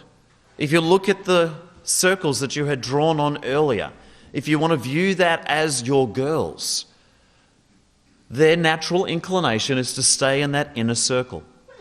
Again, there's nothing wrong with that, but we need to acknowledge that that is their natural inclination. And yet you also know, as educators, as program leaders, the only space where they can grow is in the next circle. And now we've got a dilemma. If they want to be in one space, but you want to have them in the other, and this is where you meet resistance. How do I get them there? How do you move willingly? Because I know there's all sorts of other strategies that can work in the short term, but in the longer term, perhaps don't work quite so well. Punitively, by force, is to move them from their comfort zone into the stretch zone. How do we get that to happen willingly? And it's really simple. Is to have fun. But I want to help now explore and broaden your understanding of what I mean by this. And I was really quite deliberate that when I wrote that book, Serious Fun, it was about taking fun more seriously, but it's actually not the right word. I'll share with you in a moment what I actually mean by that, but it's not actually the right word. There's other words that I want to use in its space. But when I look at the most potent tool that I have in my arsenal that helps move groups from their comfort zone to the stretch zone, I think of this tool, and that is fun. Fun is contagious. It's really hard to look cool when everyone else is having a fun time. And it crosses all languages, all barriers. And the other part that is really powerful is that fun, and I'm using that term for now, just so that you've got a hook for your hats to hang on, but fun is really disarming. It's not often that I see a group right from the start, ready to bounce in, lean in, start stretching outside their comfort zone. It starts like this. Or it'll be, actually, I've just got a couple of phone calls to make. Can I come back in a few minutes? Like they've sensed something about the program that's not meeting their comfort right now, and they're now looking for an excuse, an out. This is their panic zone. And they'll go do something that makes them more comfortable. So more often than not, I'm starting from that place, yet fun, within a very, very short space in time, disarms those feelings. Remember, you can't change how someone thinks or what they do without first changing how they feel. This helps people change what they feel. So I'm going to talk in generic terms to begin with, but I've been running programs now professionally around the world, and while I'm based in Melbourne, Australia, 90% of my income and my time now is spent outside of my own country. There's a lot more people outside of Australia. That just makes a lot more sense. Yet for 27 years, I have known anecdotally that this has been a powerful tool, because when I looked at my mentors, the people I worshipped as heroes and heroines in my field in the beginning, I just wanted to be them. I just did what they did, because what they did turned to gold. And in the beginning, when I was very green, I just wanted to do what they did, because that seemed like a shortcut to getting that stuff right. But there was no particular thing that I could point to or research or conclusions that actually said that fun was scientifically proven to show that it actually was good. This was actually a useful tool. Well, I'm pleased to say now, in the last 10 years, it is now proven. The research is in. And I'm going to share with you two pieces That if you ever had to stand up in front of a group of parents or Girl Guide leaders, or perhaps when you think of your own role outside of guides, you can stand in front of a group and go, you know what? This actually does work. I know it's fun, but it's not just playing. It's not just silly, childish play or fun. There's actually some scientific basis behind it. And here's the first piece. Dr. William Glasser, some years ago, had an understanding of what the basic psychological needs were for us as a human being.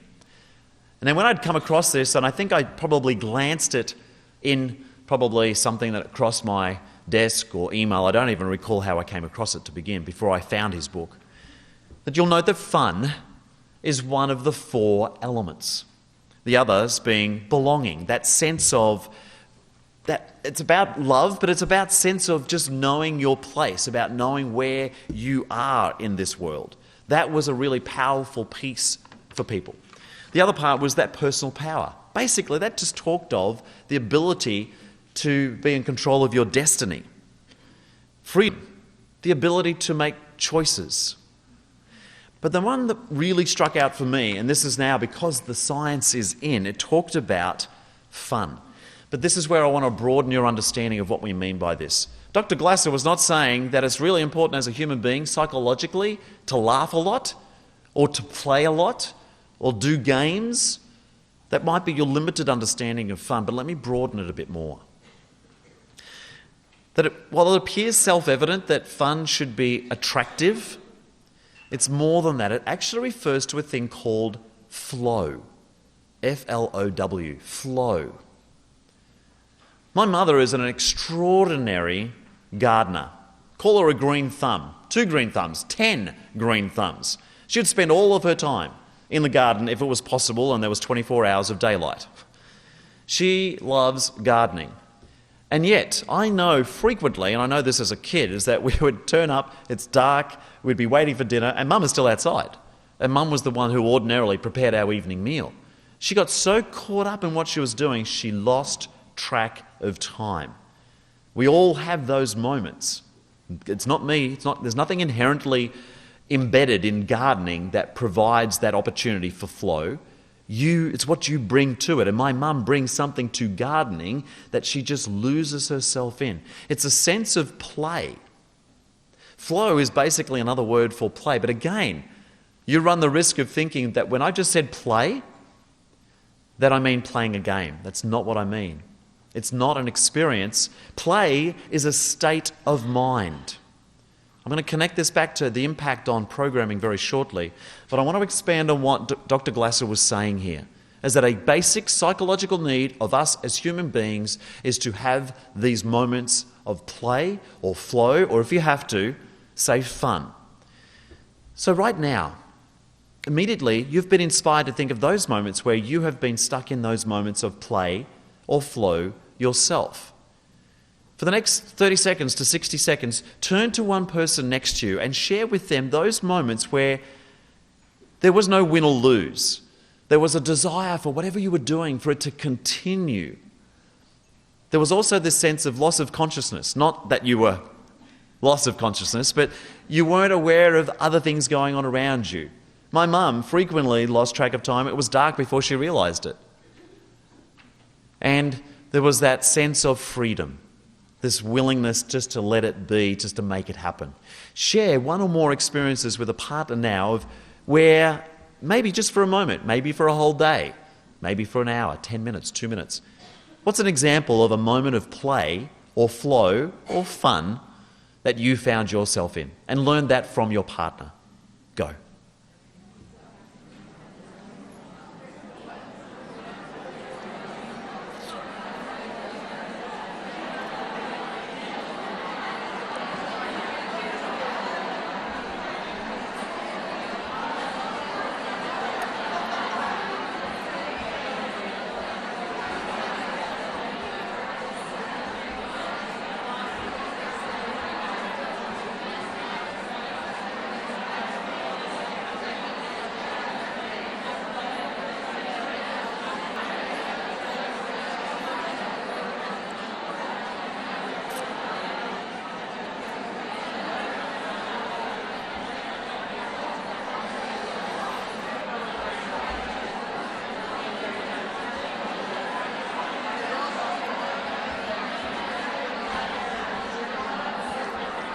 Okay, start to wrap up your conversation. Hands up those folks who readily found something to share that captured those moments of fun, flow, or play. Terrific, thank you for sharing. So, basic psychological needs for human beings in terms of healthy relationships, a sense of belonging, fulfilled with loving, sharing, community relationships, that sense of power. You're fulfilled by accomplishment, being recognised, acknowledged, valued. Personal freedom, the ability to make choices, and being fulfilled with the ability to make those choices. And then, of course, fun. It seems self-evident, but it's more than that. And that brings me to the second point. But can I also suggest to you, I called it serious fun because honestly, I wanted to call it serious flow. But I have a feeling most people would have misunderstood it as a plumbing manual. And that was not what I wanted to write about. And so it is called Serious Fun, and my expectation is every one of you has a copy of this, which will expand on all of these concepts in a lot more detail over the course of 200 pages or so at the end of this presentation. But here's the other piece. Again, the research is in. Psychologically, we understand that play or fun or flow is critical, no matter your age, your background, your culture, your language, for you to evolve in terms of your human beingness. The second part is this, and I love this work, and the research is in. Dr. Stuart Brown is the president or founder of the National Institute for Play, based in the United States, but an international organisation. And in his book, he talked about this is critical for me to understand, was the critical understanding that play, flow, fun, whatever name you want to give it, he's referring to the same psychological need, is as critical to you as human beings as sleep and nutrition. This was like a locomotive hitting me. If I was standing on the tracks, it's like, oh, wow. I've always knew this was really important. But until someone who could actually do the science and work out actually what was going on and do the research, and now say this, and this is now fact. It is a fact, folks, that play is as critical to your development, is as critical to your girls' development as their sleep, your sleep, and nutrition, yours, theirs, whomever, is as critical. So we all understand, we take it as granted, you can't go on life healthily without a good diet. We also know that you can't survive without sleep, although I do a very good job at trying to. And now we have this thing called play deficit, is that there's tons and tons of research coming out about particularly young people, but now looking at adults, when we look back at their history to understand that some of, not causal, not necessarily a causal relationship, but often many people who have difficulties in being successful later on in their life have a significant play deficit. When I was very young, the only rule I really had at home was be home before dark. And I'd come home and my parents would ask me a question. So what did you do? I don't know, I just played. Who'd you play with? The names were irrelevant. What we did was irrelevant. And the fact that it got dark was my only clue that it was time to come home. I was lost in those moments. I think of my summer holidays especially were like that. I got up as soon as I could. We'd go away for 2 or 3 weeks, camp by the beachside, and my parents wouldn't see me but for meals that I got hungry. I was in those moments of flow. Now, I don't know about you, I don't know about your meetings, but I definitely know about my own programs, and I absolutely recall my education. Flow definitely did not describe the approach used in the classroom that I was a student. I was not lost in what I was doing. I was absolutely more focused on the second hand, willing it to move quicker so that the lesson would finish.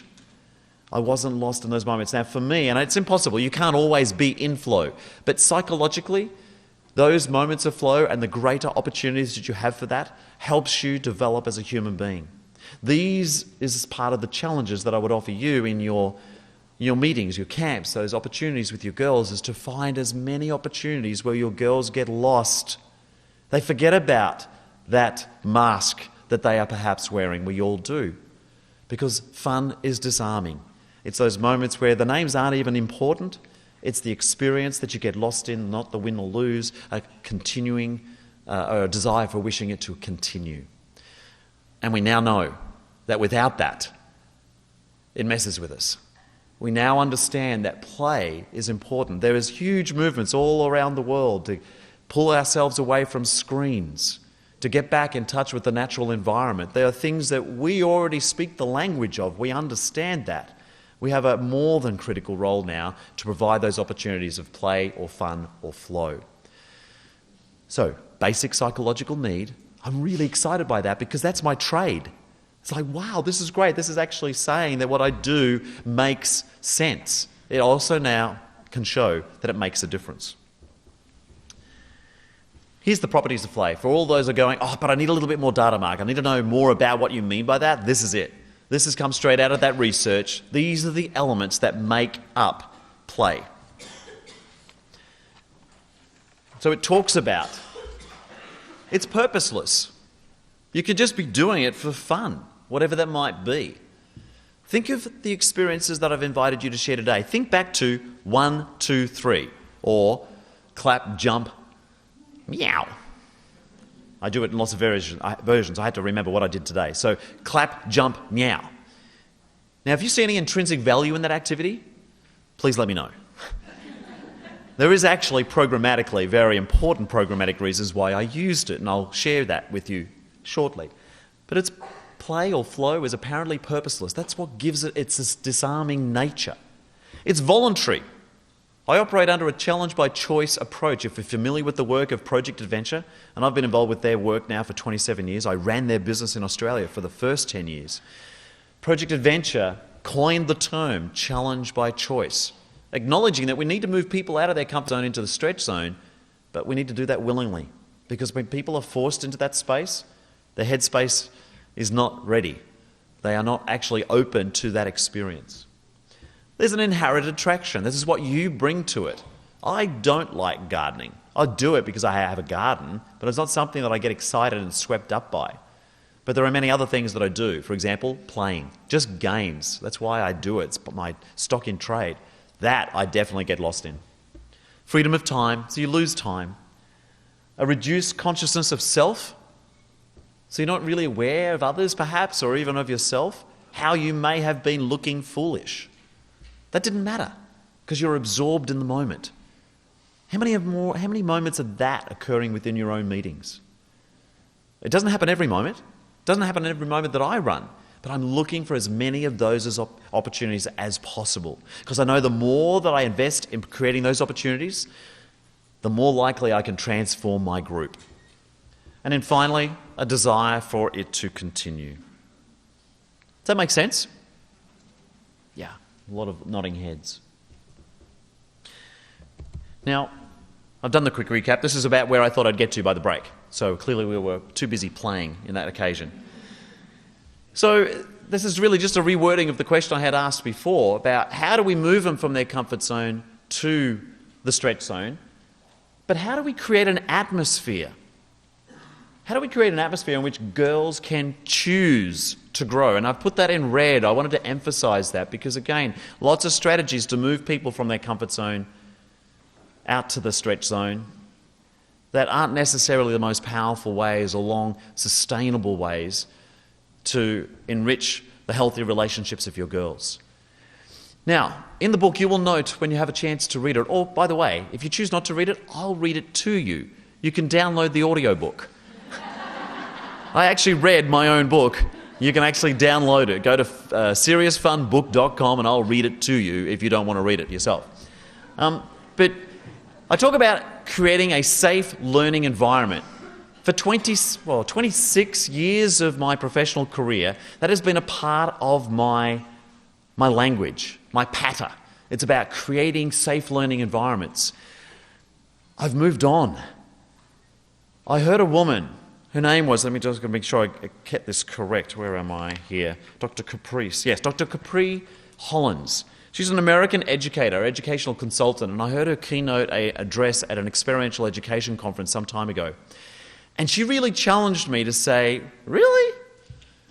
Is it really you want to create a safe learning environment? Because isn't that just their comfort zone? Isn't that just their comfort zone? Isn't it actually outside their comfort zone where the growth actually occurs? So then I look at this and I go, ooh, okay, My answer to this was, okay, what do I do? How do I inspire, empower you to create safe learning environments for your girls so that they can willingly choose to grow? And she was challenging me to say, maybe it's not so much safe. And she was using the word brave.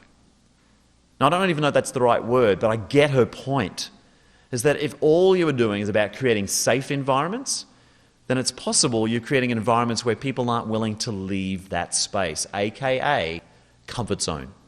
And now I'm starting to change my language. It's almost like I want to bring out a new edition of Serious Fun and now integrate this understanding of, yeah, I get that we want to create safe spaces, but for people to be who they are so that they can grow.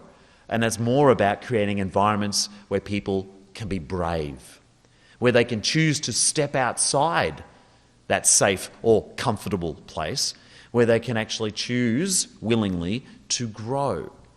So that's not in the book, but I wanted to just add that in because my understanding has grown since I've written the book to understand that maybe it's not just about safe learning environments. There's nothing wrong with that.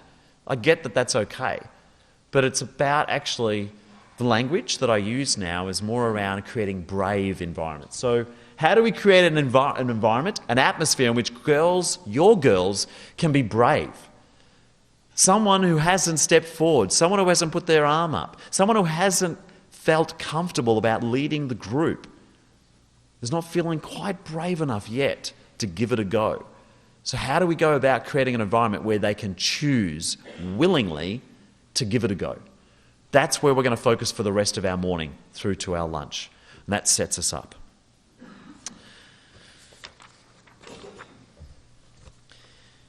I like this. And I've been reintroduced to Dr. Seuss since Devon has come into my world. His grandparents, my parents, gave him the full set of Dr. Seuss books. And in The Cat in the Hat, the seminal publication, probably you've read it too, is this line, is that it's fun to have fun, but you have to know how. It's so easy for me to stand up here and say, hey, you've got to have more fun. Introduce some more opportunities for play and flow in your group. You'll create this wonderfully brave environment where your girls can be transformed. But that's not enough. It wasn't enough for me 27 years ago when I watched my heroes and heroines do this. And all I could see was the fun. But there was actually something going on behind the scenes. And that was the part that slowly revealed itself as I became more and more comfortable in this space. So I think Dr. Seuss had it under control when he understood that it wasn't just about having fun. It's not easy. I get that's a frequent comment, like, oh, Mark, you made that look so easy. But it's like a duck on water. You know, it just glides across the top, but feet are like moving like mad underneath because there's stuff going on. There is actually a process that is going on behind the scenes. So let's move to this thing I call the difference model. I talk about how I want to create remarkably fun programs that make a difference. Now, I actually had a name for this model, another name for it.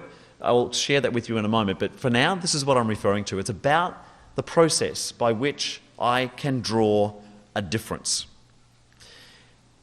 As I said, 27 years ago, I was an intern for 6 months in the United States working along my heroes. These were people who had already been in the field a long time. And my first steps when I worked professionally, when I returned to Australia to set up the business of Project Adventure, was to basically be those people. If you happen to know the names of folks like Carl Ronke, he was the author of Silver Bullets, a seminal text in this field of adventure education and programming. I just wanted to be Carl. I wanted to be Mary. I wanted to be Lisa. I wanted to be Mark. All of those amazing trainers. And for the first 5 years, that's all I did, is that I wanted to make a difference by following what they did. And because I did what they did, for the most part, it actually worked, even though I didn't understand why. And what's really pleasing now is that 27 years later, I've understood what was going on behind the scenes. I'm now feeding back my understanding to people like my heroes, Carl in particular, who their first response when they read my book was, oh, so that's what's going on. They didn't know. They got it. They were just following it. And here was the most important thing. 2 years ago, I sought some professional coaching. I really got that. I had something I wanted to write, and I mentioned this before. The research was coming in. Anecdotally, this wasn't enough to stand on. I got that this was actually substantial enough that the research proved what we were doing was substantive. And so I wanted to write a book. I wanted to be able to answer the question that everyone asks when I turn up and do a training and they say, Mark, that was amazing. But I've done some of those activities or I've done that type of program and it just never works out the same. How did you do it? How did you do what you do? You're holding my answer to that question. But I didn't write it until I actually sat down to decide this is what I wanted to do. So I sought some coaching to help draw out the answer from me. One of the questions my coach asked me was, okay, before you sit down and before you've even worked out what this model is, just tell me a little bit about what's the process that you take when you actually run a program. So I started from the time the client rings me on the phone and blah, blah, blah, and then the group turns up and I do this and I was describing like the transition between an activity to the next activity. And I used the word, I don't know why I would choose to do that, but it was just like intuition. And and he stopped me. Stop there. Just go back a step. Can you remember what you just said? Okay, I was talking about this activity and I didn't know why I did this. It was just, intuition. He said, yeah. Stop there. This was like the second locomotive that hit me. He said that intuition is just unexplored process. Intuition is just unexplored process. I haven't got that set up here. I thought I was going to bring that up. Unexplored process.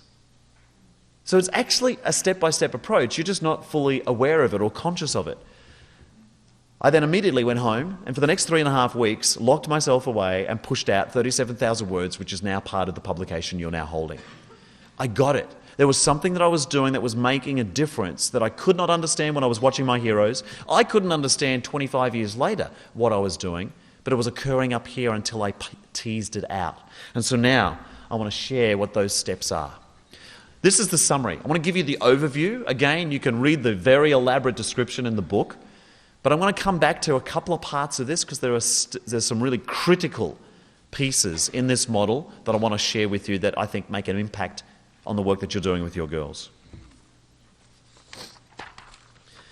First of all, is that first step plan. Now that just seems so simple, it seems so logical and cliche. Oh, of course, there has to be some sort of plan. But it's more than that, and I'll share with you more about what I mean by that. It is called the difference model because in this piece, the most important part that I want to articulate is what difference am I looking to make. When your girls arrive at whatever time for your meeting, the year, the camp, whatever the experience is you're setting up, what difference are you looking to make? And importantly, you need to put it in words that relate to feelings. Because remember, you can't change how your girls think and what they do until you first change how they feel. And if you can understand the difference you want to make and put it in terms of feelings, I guarantee you will have a much greater chance at transforming your group and those individuals than you would if you just simply set a goal. But I'll come back to that in a moment. Effectively, I'm asking the question, what is possible? Every time I stand in front of a group, it is effectively the question that I've always asked. I had to tease it out of my intuition. I'm looking at this group of women today and I'm going, what's possible? What is possible today? And I know if I go through a series of steps, and I'm going to make them more clear shortly, that what is possible is a much higher level than if I just simply jumped straight into this at 9:02 this morning. And there's a process that I've taken you through that possibly is too subtle, but I'm going to make it really clear very shortly. So effectively, my plan, part of that intuition, was really understanding what is possible. You'll always get an outcome. I would argue, follow these steps, you'll get a far more powerful and rewarding outcome because you've asked these sorts of questions. The prime. It's basically setting the tone. Again, I'm going to go through this in more detail in a moment. It's the first step when the actual group turns up. Plan is before they've arrived. They've turned up. Everything about the prime exists within the comfort zone. Everything about me preparing the group sits within their comfort zone for the most part, and you can never know. You're like, crikey, 250 people? You don't know where everyone's individual comfort is, but generally speaking, the context is group. I'm working from within their comfort zone on the first step. Again, I'm going to give you more detail. The pump. This is actually the body of your work. This is where you really pump like crazy to create the outcomes you're looking for. And this is where you're inviting your group to support one another as they step outside their comfort zone, because this is the stretch zone. Short of the panic zone, you'll touch edges of it perhaps with certain individuals, and you'll support them in their choices as they willingly choose to come in and out of their comfort zone and their stretch zone.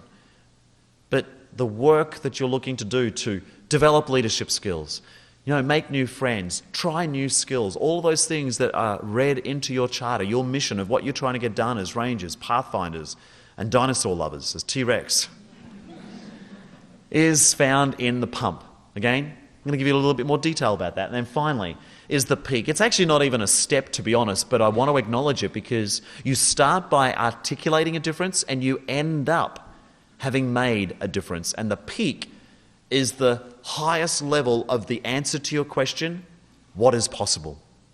You'll always get an outcome. I'm arguing, invest in the relationships of your girls as a group, and what's possible is going to be a lot higher. So it leaves your group feeling, no mistakes or accidents there, folks. This is not talking about teaching knots, learning how to budget, developing a new skill. I'm going to leave my group feeling, regardless of the content, engaged with each other, empowered within themselves, and valued and meaningfully connected to others, regardless of the groups that I'm working with. So that's the summary. I wanted to give you that as a bit of a headshot, and then we're going to go into some more of the detail. Let's go to the first one, the plan. I talked about articulating the difference that you want to make. You want to identify how you want them to feel at the end of the program. And as I've mentioned, it's about asking the question, what is possible? But there's actually several steps in the plan that I uncovered that could be useful for you. Remember, I've already mentioned this. This is not the truth. I made it up. But I found that this was what I was doing that really made a difference to the groups that I was working with. These are the steps. There were 3 parts. If you're like me, when you did your homework at school, you do the easy stuff first. Get that out of the way. So when you're planning your program, your weekly meeting, your camp, whatever it is the program, you'd start with the logistical stuff. The what, the when, the who and the where. I could do that here. 250 people. Got you for 3 hours. We're in this room. Now, they're all the logistical stuff. I can whip them off very quickly. But the more important question, often related to the why are you doing it, the goal, is the why question. Now, suggesting that there's only 2 steps here, this is what you're already doing. I'm going to argue and want to broaden your understanding of what could actually help make a difference, is to go one step further. And I want to distinguish them for you. Is that, look, at a minimum, you should be setting goals. If you're just turning up, having no clue why you're there, good luck to you and to your girls. There might be a reason why they're resisting. There may be a reason why it's difficult to retain them. So clearly, that's not what's happening. My expectation is you do have a fuller understanding of goals, of your objectives, your aims, why you're turning up. But I want to now suggest to you that it's mostly related to you and not so much about your girls. So for example, when I look at the goal for my keynote, my goal for this keynote is to deliver a dynamic, interactive keynote presentation and describe a simple 4-step model that helps you, as leaders, design remarkably fun and successful programs. So, deliver a dynamic presentation. I can say I've done that at the end of 3 hours. Tick. It's been dynamic, it's been fun, you've been up and around, you've been laughing, blah, blah, blah. Yeah, got that. Tick. Achieve that goal. I'm about to describe a simple 4-step model. At the end of that conversation, tick. I've ticked that goal. And then finally, is that I will have also helped you understand more about how to deliver and design successful programs, and I will have shared some examples of that. Tick. But here's the kicker. I may have ticked all those boxes. I may have ticked all my apparent goals. Did I make a difference? Did you make a difference on that weekly program, in that camp, in that event? You may have achieved your goals, but did you make a difference? And that's again what I unlocked in what I was doing, is that I wasn't just setting a goal. I was really connected to the feelings of my group and trying to understand how was I making a difference for them. So the goal is often focused on me, my goals. When I look at the difference, what do I want my group to become? So when I look at my keynote address, my experience in front of you today, I'm really clear that I'm wanting to inspire you. I want to equip you with some simple strategies and skills, even more so this afternoon and tomorrow, but in a small way this morning, to inspire you, to equip you, and then finally, to empower you to be able to create this transformation for yourself. Inspire, equip, to empower. Notice how they're all evocative. They're related to feelings. They are transformative. When you came in this morning, whatever time that was, 9 o'clock, to when you leave at 12 o'clock, or indeed following this weekend, what I'm up for, the difference I'm looking to make, is to move you. So wherever your headspace was at 9 o'clock, you are in a different space at 12 o'clock. That is the difference I'm looking to make. I happen to have perhaps also ticked my goals, but that doesn't necessarily mean that I've made a difference. What I'm on about is actually making a difference and putting it and articulating it in terms related to my, in this case, a group of adult women, but you'd be putting it in terms of your girls. Think now, and I don't need you to respond to this, don't even need to talk to anyone, but what sort of difference are you looking to make? What terms would you use to describe any particular event, experience, meeting, camp or otherwise? What difference, putting it in terms of feelings, are you looking to make? Because my argument is, if you're clearly aware of what it is that you're trying to do there, you're going to be more related and connected to the feelings of your group because that's what you're on about from the moment they arrive to whenever that experience is complete. So that was my first step. That was one of the two locomotives that hit me square on. That was kind of part of my intuition. I was doing that without really understanding it. And now I got very excited about I could actually write this down and share this with other people. So the first step, before my groups even arrive, is to understand what difference am I looking to make and articulating it, putting it in a small sentence. In my case, to inspire you, to equip you with skills and strategies, and to empower you to create your own remarkably fun programs that make a difference with your girls. Let's move on. Second step, the girls have arrived. The adults have arrived. So this part, you might recall, I reminded you that it was about being in the comfort zone. Because I acknowledge that as comfort-seeking machines, that's where you're going to want to start. I would acknowledge that pretty much everyone is sitting at least next to one other person that they know. Nothing wrong with that. But I have to acknowledge that if I was to expect someone to turn to someone they didn't know, that's going to involve a lot of movement. So programmatically, I need to take that into account. So I'm setting the tone. Think of the experiences I shared with you. You had an opportunity to share with a couple of people. You did some fun games. You did the gotcha. You did the 1, 2, 3. We also had an opportunity to then look more widely, still within your comfort zone. You couldn't get this wrong or right, and predict the result of a series of preferences that I had issued you. So this was about setting the tone, but it was also modelling my process. All of that first 20 minutes, folks, was priming you. It was priming you because now, we're jumping ahead a little, but we're now pumping. It's highly likely I have shared things with you now that probably making you feel a little less comfortable. Going, oh, I don't agree with him. Hey, I'm cool with that. I didn't ask you to have to agree with me. I've been invited to share with you. Agreement wasn't necessary, but that I could share with you was, that I actually turned up and did that. So there's parts of now, this latter part of our morning, that are more sitting in the pump, the stretch zone, because it's a little bit more awkward, a little less comfortable.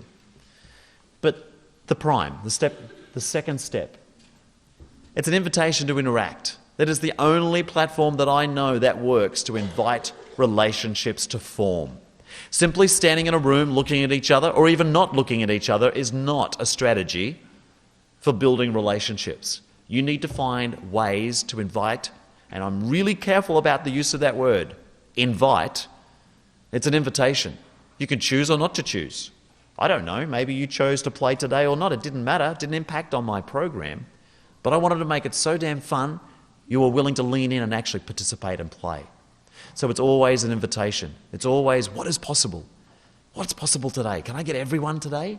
Maybe, maybe not. So it's an invitation to interact, and that is the start. Those interaction, the opportunities to share, will be the beginnings of those relationships. I know for a lot of the work I do in schools, equally, Girl Guides, Scouts, YMCAs, lots of community organisations, corporations, camps. When I'm designing programs for them, we're spending all of the time at the beginning of their program thinking about how we're going to do this. I don't care what your program is. I know you're here to do that, to teach swimming, to learn how to do that, or math or science, or blah, blah, blah, blah. But what are you doing to create those healthy relationships? Because the stronger those are, the more powerful your program is going to be. And it starts here, within their comfort zone. Right now, don't need a response to it. Think about all those experiences you call icebreakers. How many of them truly are breaking the ice? Or do you on occasion discover that they're actually ice makers and you're probably better off not doing them at all? That you've actually turned more people off than you had them on. I'm going to share a bit about that in just a moment. And then, as I've said, it's finally within the comfort zone. This is the steps, and I'm going to share more about that icebreaker stage in just a second, because this is often how it's misunderstood. They go, oh, Mark, Prime, I got it. Icebreakers. You're telling me to do icebreakers. But I know that you're thinking icebreaker games. That's not what I said. You want to provide experiences that break the ice. And that is a massive difference from that to playing icebreakers. And I'll share with you in a moment why there is a big difference. First of all, this is actually the steps within the comfort zone. When I look at my program design, and I know a lot of you are here very interested in, all right, what's a really good program design powerfully that would help transform my unit, my group, or an individual? I start with the unofficial start. We didn't really have that today because of the way in which formally we were going to begin this program, but you have had an opportunity to look me up. How many of you went on Google and Googled me? How many of you went on Facebook? You had many opportunities to break a little bit of the ice about who I am, or perhaps talk to others who came last year to learn about what's going to happen this morning. A little bit of the unofficial start. It was just like they pulled me off the street this morning and said, hey, you're our keynote speaker. That was never going to happen. So the unofficial start, there's another big powerful part to that. It keeps people busy. Do all of your girls turn up on time? Nah, you didn't even turn up on time. That's not a good or a bad, but here's the point. You've got a limited amount of time to be able to get your stuff done. For 7 years, I lectured at a university, and I had opportunities to work with groups of students who were basically fresh out of high school to learn this stuff professionally over a course of 12 to 13 weeks of a semester. Invariably, because they're just fresh out of high school, and every other lecturer allowed 5 or 10 minutes into their time before they started, because they just knew that some students would be late and they didn't want to start without everybody. Which of course is just giving permission for everyone to turn up late, because why would you bother turn up on time and you know the lecturer's just going to wait anyway? That's just a waste. I had so much to share, I would always turn up on time, and if not earlier, and if the room was free before me, I would set it up 5 to 10 minutes early. I'd have stuff to do. There would be things on the ground or activities to do or things on the whiteboard to keep them busy. And here was the interesting thing. Apart from the fact that I just wanted to play, and I know other people were willing to do that as well, but here was the powerful reason behind it, programmatically, is that after 3 or 4 weeks, and I don't think there was ever an occasion in the 7 years, so 14 semesters I delivered this subject, after about the 4th week of class without ever having to say, hey dude, you need to be here on time, I never had another late student. Because the first 15, 20, 30 minutes of my class involved a whole series of interactive activities that built relationships and had fun. And when they came into the middle of that, they knew they were missing out on something. So it actually spoke to that need, that psychological need of, ooh, I've missed out. Something happened here, and there's no way you're ever going to get that back without ever having to ask them to turn up on time. Even though, and I don't understand, it's bizarre, but 10% of their assessment was participation, that is basically turning up. That's crazy. You've chosen to do the course. Now I have to reward you for turning up? That doesn't make any sense. Anyway, but so I wanted to take responsibility for getting them there on time. As I said, after the 4th week of those semesters, I can never remember another late student. They wanted to be there on time because they knew they were going to miss out. I did a huge project with Surfing Australia. They had done some research among their 120 surf clubs around Australia and asked around, hey, we've got this big grant money. We've now just been given money by the federal government to be able to find a way to involve juniors, young people, to take up surfing for life. And in order to get that big pot of money, we need to write a program. They called it Surf Groms. Our grommet is a young surfer, Surf Groms. We needed to find a way to write that manual so that all of our surf clubs can start to attract more and more young people to get caught up in surfing. Somehow they came across me. I'd done quite a bit of work within the surfing world, and it's definitely not because of my surfing prowess. I cannot surf. But they engaged me because they understood I knew how to design program and engage people. I had about 35 bronzed Aussie, mostly male, surf leaders. You almost saw the zinc cream still on their nose in a room. And I was going to teach them over the course of several days how to design powerful programs to teach surfing without a surfboard being involved. They got their money's worth before the program even started. Because at 10 to 10, whatever the program actually started at 10 o'clock, at 10 o'clock I rolled out my unofficial program stuff, and they had said to me at that point, we've already got enough. They did stay for 3 days. But they'd already got enough at that moment. They understood, because here was the issue for your standard surf dude. At 9 o'clock on a Saturday morning, all the parents from the district drop their kids off. And they know that they've got to drop them off early because otherwise they're going to miss that parking spot, or they won't get their latte on time. And so they've got to drop off early.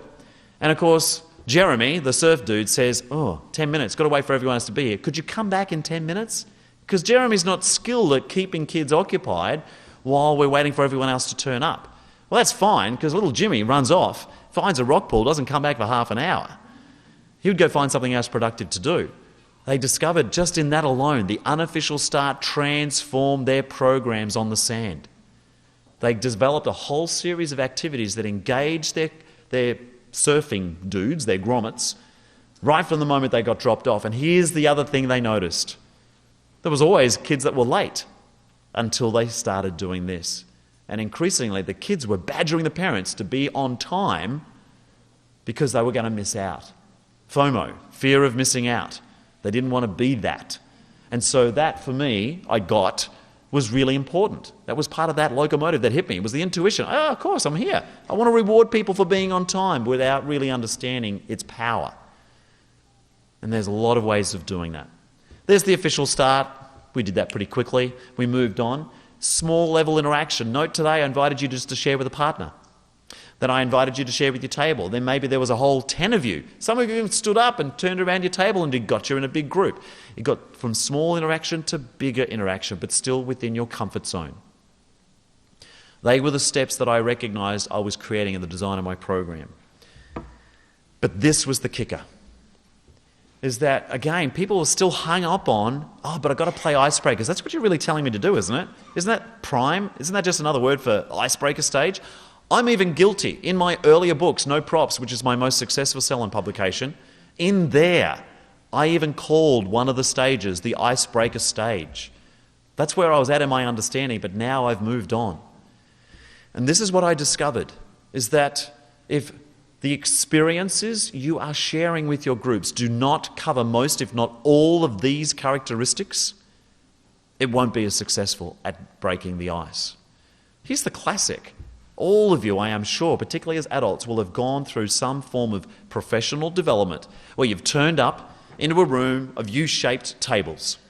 You sit down behind a neatly assembled notepad and the pen that's exactly parallel to the side of the pad, and the water and the individually wrapped mints and blah, blah, blah. And you would never sit right next to somebody that you don't know, so you'd always leave a space between you and them. And then at some point the room fills, and then the instructor ushers in. They say, hi, thanks for coming. We've got a big day lined up. But before we start, we'll just whip around the room and stand up, tell us who you are, where you're from, and how bored you are. And yet I can guarantee you 99 out of 100 times the person introducing that experience will call that their icebreaker. Let's just give it the litmus test for a start. First of all, is it fun? Rarely. Except for the class clown, where this is a stage where they get to be as funny as possible. And so, yes, it might be fun to them, but not to them as a group. Which, of course, just makes it more threatening. What is the number one fear we hold as human beings in this world? Public speaking. Yet that's the first thing we ask people to do. Stand up and talk in front of a group of people they do or do not know. What are you on crack? That makes no sense. That's not an icebreaker. And I really emphasize that point. We don't have a full understanding of what we're trying to get done. We just call it an icebreaker thinking, oh, that's just the thing you do at the front, without fully understanding, are we actually breaking the ice? Too threatening. Too threatening. I was at a seminar about 15 months ago. This was a public speaking seminar. And the very first thing the public speaker did was whip around the room and ask everyone to stand up. First person passed. And I'm thinking, this is a public speaking seminar. And you passed on the first part? Second person mumbled something. Third person, hilarious. Fourth person said, well, that's a hard act to follow. If you've ever heard that, that's comfort zone slapping you in the face. Too threatening. Highly interactive. Never. Because I guarantee you, while everyone else is talking, you're thinking about what you're going to say. You're not connected to anyone. Look, about the only thing I might give that strategy is that it's pretty easy to understand what you've asked to be done, and it's simple. The task may be simple, but the process by which you achieve it is very, very complex. And finally, it's got to be success-oriented. An experience that helps you break the ice must be success-oriented. We have had, all morning, many opportunities for you to compete with each other, but that was not my emphasis. My emphasis was on generating energy, inviting you to interact with people, having a bit of fun and laughing. That was the success that I was oriented toward. So, again, I don't need an answer, but think back over your experiences. Maybe they're at the beginning of the year, but they would probably at a micro level be at the beginning of every experience that you invite with your girls. How many of these can you tick? Caution. Remember, I made this up. It's not the truth. But this is what I have found successful. Make sense? Yeah. Let's move on. Step 3. There is no specific time. You don't hear a bell ring in the background. There's no line you cross on the floor. But at some point, your group reaches that point of comfort where they're willing to take a risk. And when I think about risk, challenge, growth, learning, development, whatever name you want to give it, I always think of it in terms of what's at stake. What's at stake? I never want to have someone break a leg in my programs, but I'd rather that than break someone's psyche or self-confidence or self-esteem, because the emotional and mental degradation or lack of preparation is the part that goes hidden. Because I know in 8 weeks' time that arm or leg that you broke is going to fix. But the other stuff I don't know so well about. So at some point there's going to be something at risk that you invite your girls to do. Because if you are truly in the space of education, development, learning and growth, then you're going to need to move them into their stretch zone. And everything about the pump is within the stretch zone. Now there's a bit of a sequence here. Only because I'm focused primarily on developing relationships. This is not a manual. The book is not a manual on how to teach mathematics or how to run a Girl Guide leaders meeting or a camp or whatever, PE. But it is about us as human beings and how we develop those relationships. And this is what I have found very useful. First of all, is the de-inhibitizer. People say, oh, isn't that like the icebreaker? It is, but I'm going to make a distinction.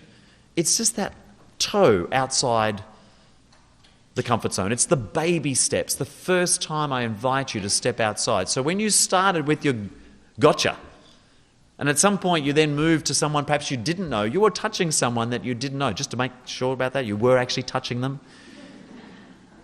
But you touched someone first that you were familiar with, and then at some other point you interacted with another person outside of your comfort zone.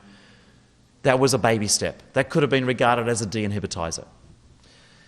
Generally speaking, communication is pretty critical for us as human beings. There is no group I've ever worked with that has that down. There's everything about communication we can always improve on. Solving problems. There's a whole series of stuff that I do around the world based around education, and there's 2 things that I believe schools should be for. And if you're a teacher, possibly you'll understand what I mean, but there are 2 things that schools should be for. One is to teach leadership, and 2, solve interesting problems. There's only two things our school should be doing: to teach leadership and to solve interesting problems. All the curriculum you can think of will fit into those two things, but if we did that really well in our schools, oh my goodness, all of your Girl Guide units would be filled with young people willing to take a chance, to do something with you. So problem solving, but importantly, problem solving and problem identifying. We get so caught up in wanting to solve problems, we actually sometimes solve the wrong problem. And so I talk about actually identifying the correct problem first before you go ahead and solve it. Again, this is in the realm of working with groups. So think about it. Oh, how does problem solving work with building relationships? Well, everyone's not like you. You're going to have to solve some problems. It's called conflict. It's called a different perspective, a disagreement. That's a problem. If you are looking to create really powerful, rewarding programs, you need to have a process by which you can sort that stuff out. And it only happens in the pump or the stretch zone. Because remember, comfort zone, everyone's just been really happy with each other. No one's prepared to rock the boat. Finally, highest level skill, psychological need, is taking responsibility for one's actions. Social responsibility, basically owning up, that's a high level skill. Again, with time, I don't have the time to be able to go through that, but it's described in the books. But in terms of the pump, think about your own program, how your curriculum could be fitting around here. I know a big part of what you're doing is wanting to inspire your young women to lead other programs with younger girls. Well, that's about taking responsibility. Leading a program and taking responsibility for the result they created. Because they're so used to you doing it for them, now it's time for them. That's an example of pump at work. But you just can't ask, hey, could you go lead that for us? They're not ready. This is all about preparing them. And that's why that prime step is very critical at the beginning. So that's pump. I don't really talk about this in the book, but this has come to me as I've given more and more presentations around the world to understand this a little bit like a pyramid. Is that if you understand the guts or the foundation of your work is at the bottom. And part of it, to be honest, is actually below the ground. I'm not showing it like the pyramids of Giza, but it's not like an iceberg either, where most of it's under the ground. Perhaps it is if you think of it in terms of your qualification and your experience and your knowledge and expertise. But the plan is the bedrock. If you're clearly articulated what difference you're trying to make, then the next level is to prime them, set them up, invite them to interact, start to get to know one another, start to actually share, play, trust, learn. That really then sets up for where the bulk of your program is. I know this is the bulk of your program because that's what it says in your program that you publicly tell everyone else. You're looking to lead. You're wanting to develop skills. You want to invite them to new. New was written all over it. Well, plenty of space for new there. But it's on the platform of all this other stuff you've done all the way through. And then finally you're left with a peak. And as I said, it's not really a step so much as is what you're left with. It's at the top. Now, the height of your triangle, if you really have to think of it graphically, is about answering that question, what is possible? I think back to some of the programs I did in 1990, 1989, when I was really green and wet behind the ears, thinking I knew it all. I feel like I've shortchanged my groups back then. There's nothing I could do about that. I was inexperienced and young and was still learning the trade. But I think of what was possible for those groups back then was a lot lower than the same group if they came to me today. Because I have a greater understanding of the work I need to do to prepare them and their relationships for the work that I want to do and place on top. I keep saying this, but it's about that most rewarding and most powerful outcome possible. And it is about possibility. It's not about being absolutely certain, because the context of the work that I do, possibly you do too, not only is it experiential, but it's also an adventure. Adventure programming or adventure-based learning is a big part of the work that you do. But if it's truly adventure-based learning, then you cannot be certain of the outcome. Because by definition, adventure is unanticipated outcomes. Unanticipated outcomes. Now, I'm not saying it's wrong or right, but If your program, and you know if you do a series of events, and you know what the result is at the end, that is not experiential or adventure-based learning. It's something else. It could be a recreation, not wrong or right, but I'm wanting to distinguish that program to one where you go through a whole series of experiences. Ooh, I wonder what's possible. I wonder what's possible. And if I spend enough time with my group investing in their skills and their relationships, then I can be more confident that the possibility is going to be enhanced and higher level than if I didn't bother to invest in that time. So you won't see that in the book necessarily, but this is what we're aiming for, is to find those things where you're making a difference. As I say, it gives more breadth and depth in the book as we go through.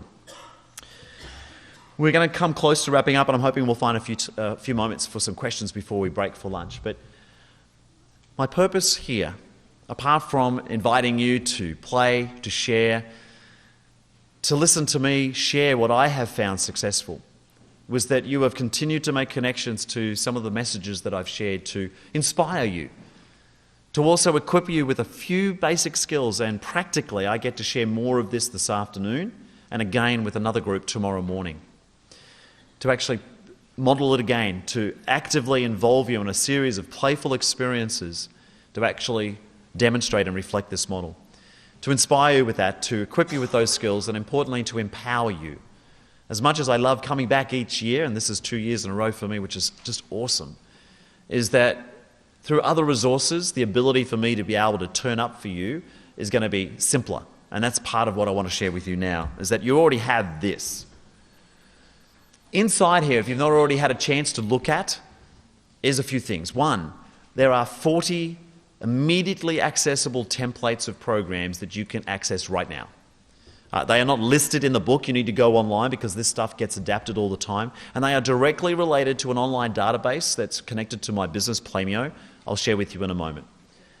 But if you go to seriousfunbook.com, you'll find those 40 free program templates you can access and look. So if you don't want to think too hard about it, I know a lot of people just go, Mark, can you just give me the recipe?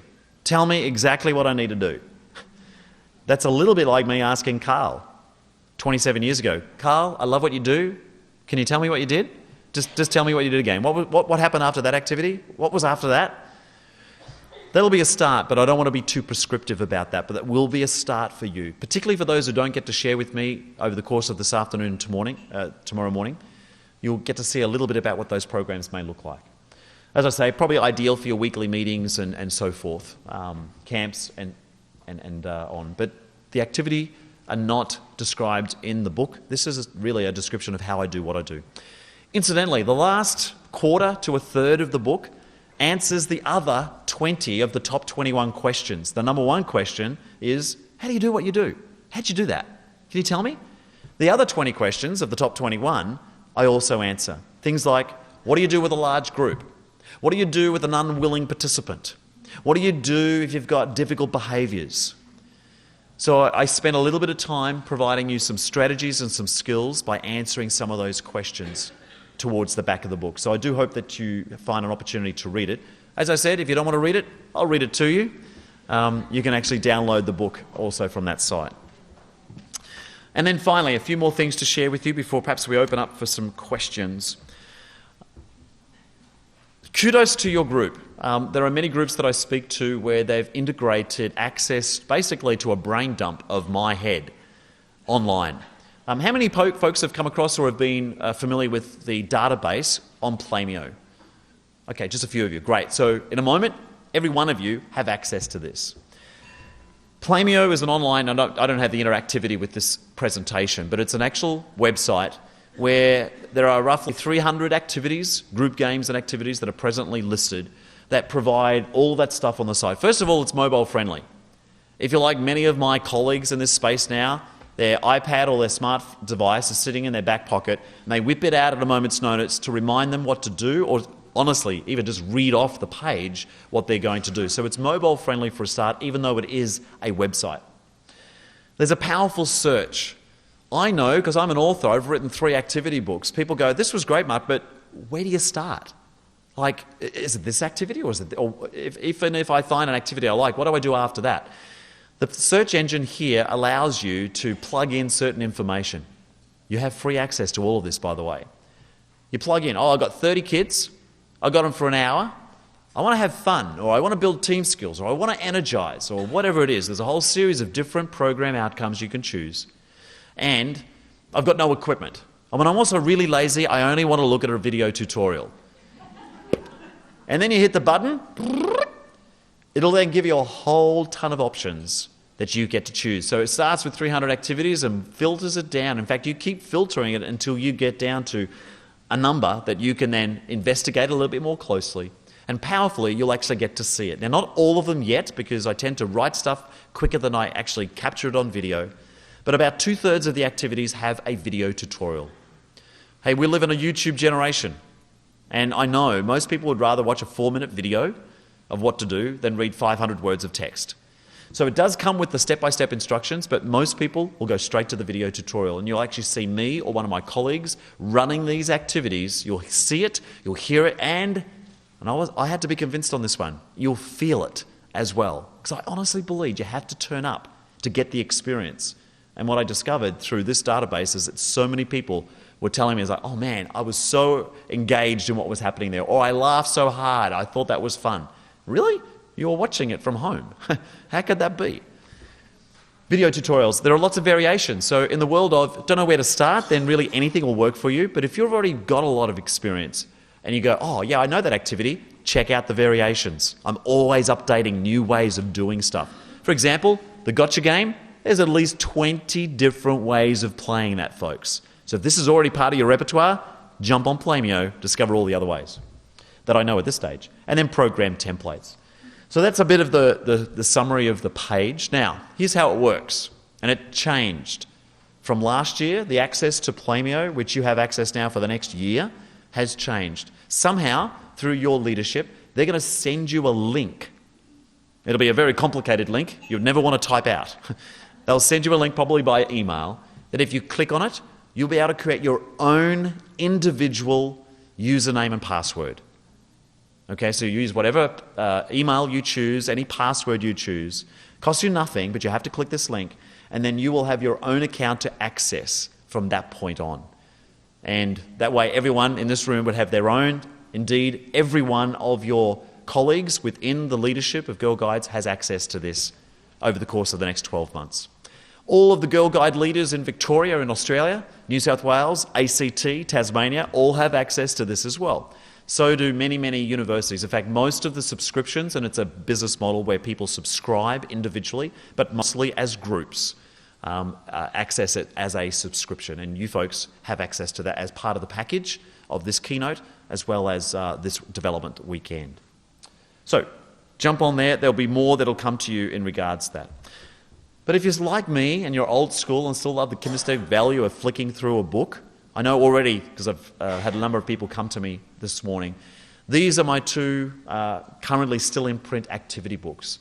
So they complement the online material, because sometimes I just want to flick through the book and go, oh, that looks interesting. A little harder to do that online. But what you can't do on the books, of course, is see a video tutorial or see the latest variation being updated, because obviously they're static. No Props is the #1 selling publication in Australia. I think it's #2 in North America.